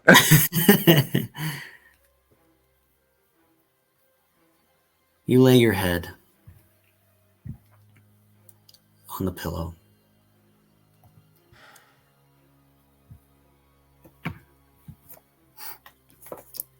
And you don't find rest. Even that burning hope in your stomach, that source of future begins to dwindle as you go from laying horizontally to sitting up full weight in a chair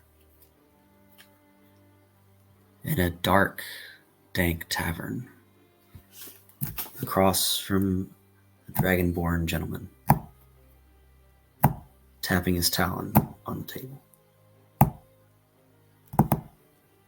There's a smirk on his face. No, he's fully aware of what he did that he's fully annoyed with. And he's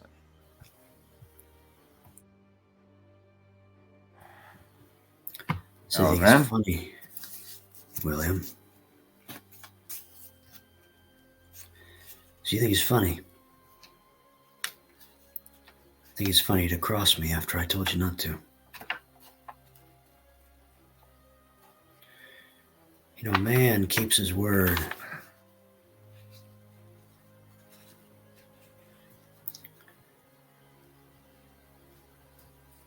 Listen, mate. You know, being an extension of yourself, you think you'd grant me a little, a little leeway when it comes to utilizing some of what you used to possess. Use to possess. Keyword. Leeway. Leeway.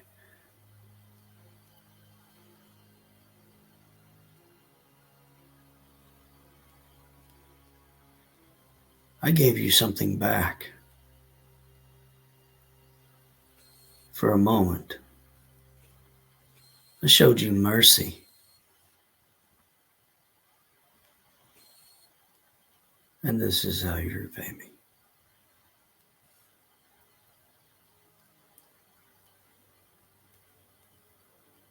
All right.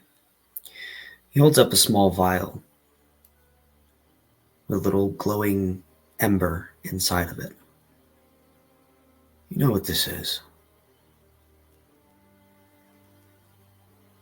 Enlighten me. It's the soul you collected from that doppelganger.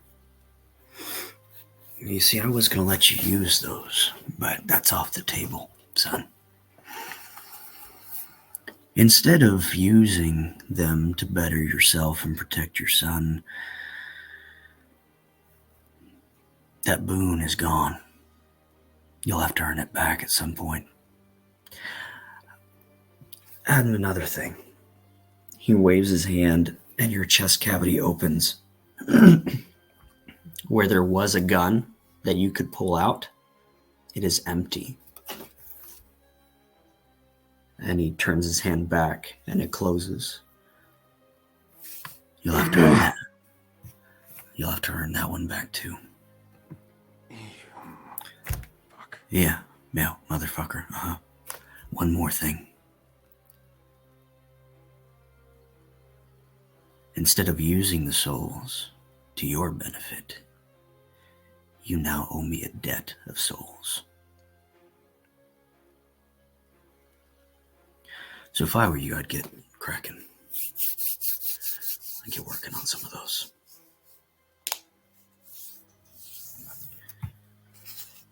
10 ought to do it. For now.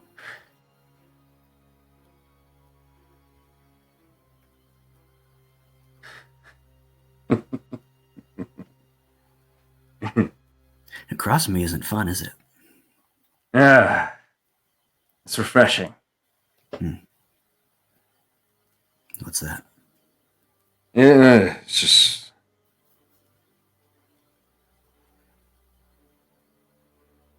I'm your only extension to the primaterial plane. You feel like this is how you punish me. That's fine. That's fine.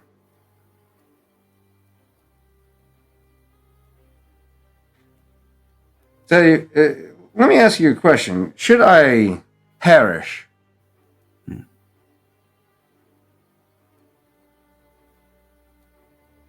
What happens to you, mate? Well, Who's going to find that coin if I see that it perishes with me?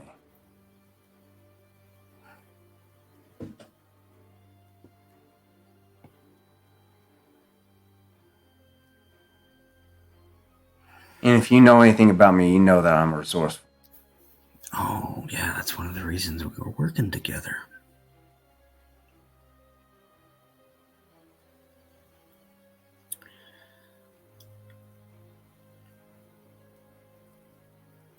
The Scarlet Brotherhood has a saying.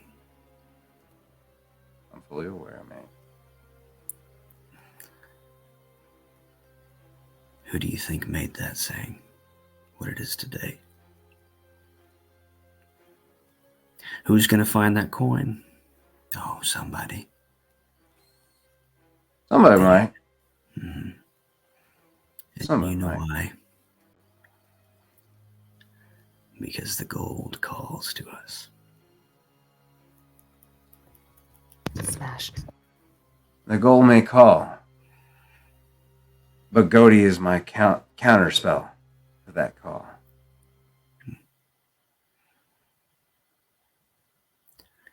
I wouldn't be so sure about that.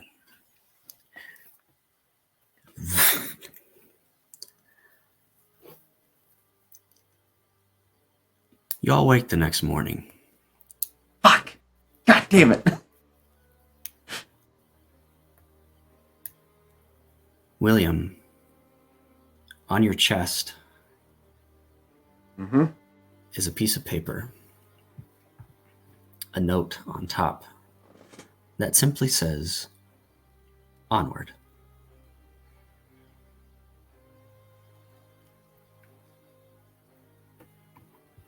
Opening the parchment underneath, this is the deed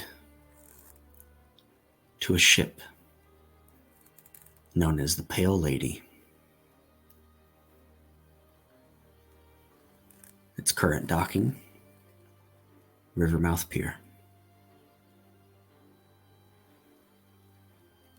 About 100 miles north of Greenport.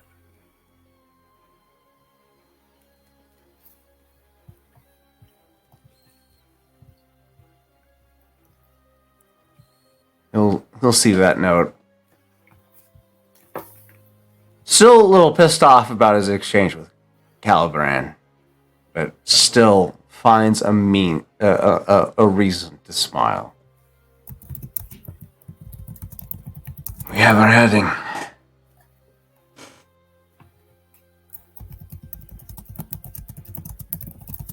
Gordy, rouse the crew. We move on.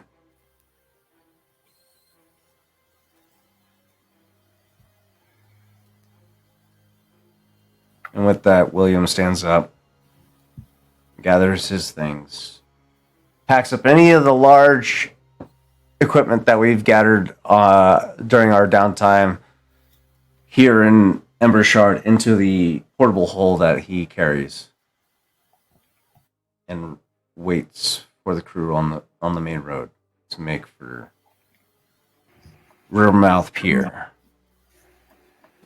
Grundle would have woken up, gathered the bunch of sweets that she made, and skipping downstairs. As William is gathering his things, he notices that there wasn't a response.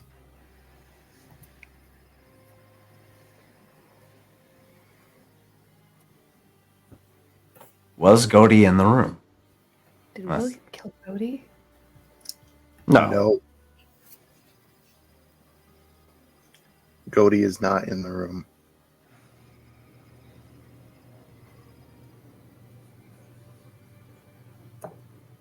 What?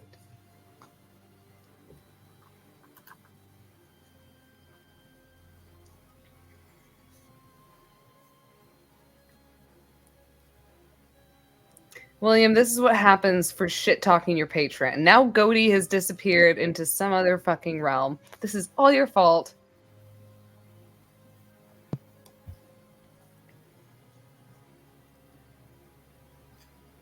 Now William disappeared.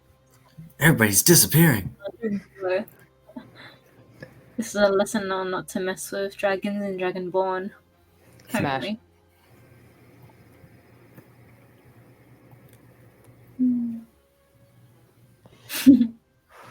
Has William tried to roll to seduce the dragon? All right. Sorry, I had to step away for a second.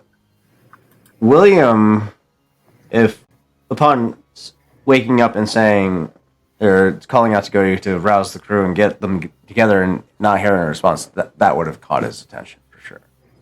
So, that being said, where the fuck is Goaty?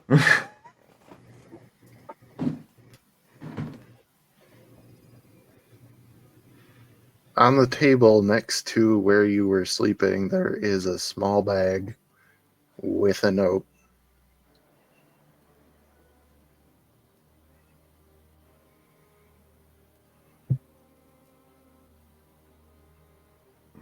William opens that note.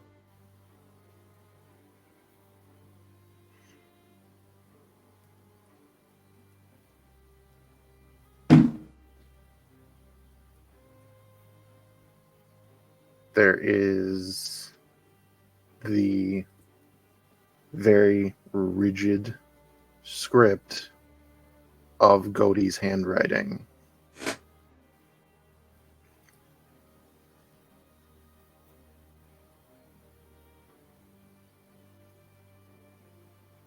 William, I must apologize. I can no longer stay with the party.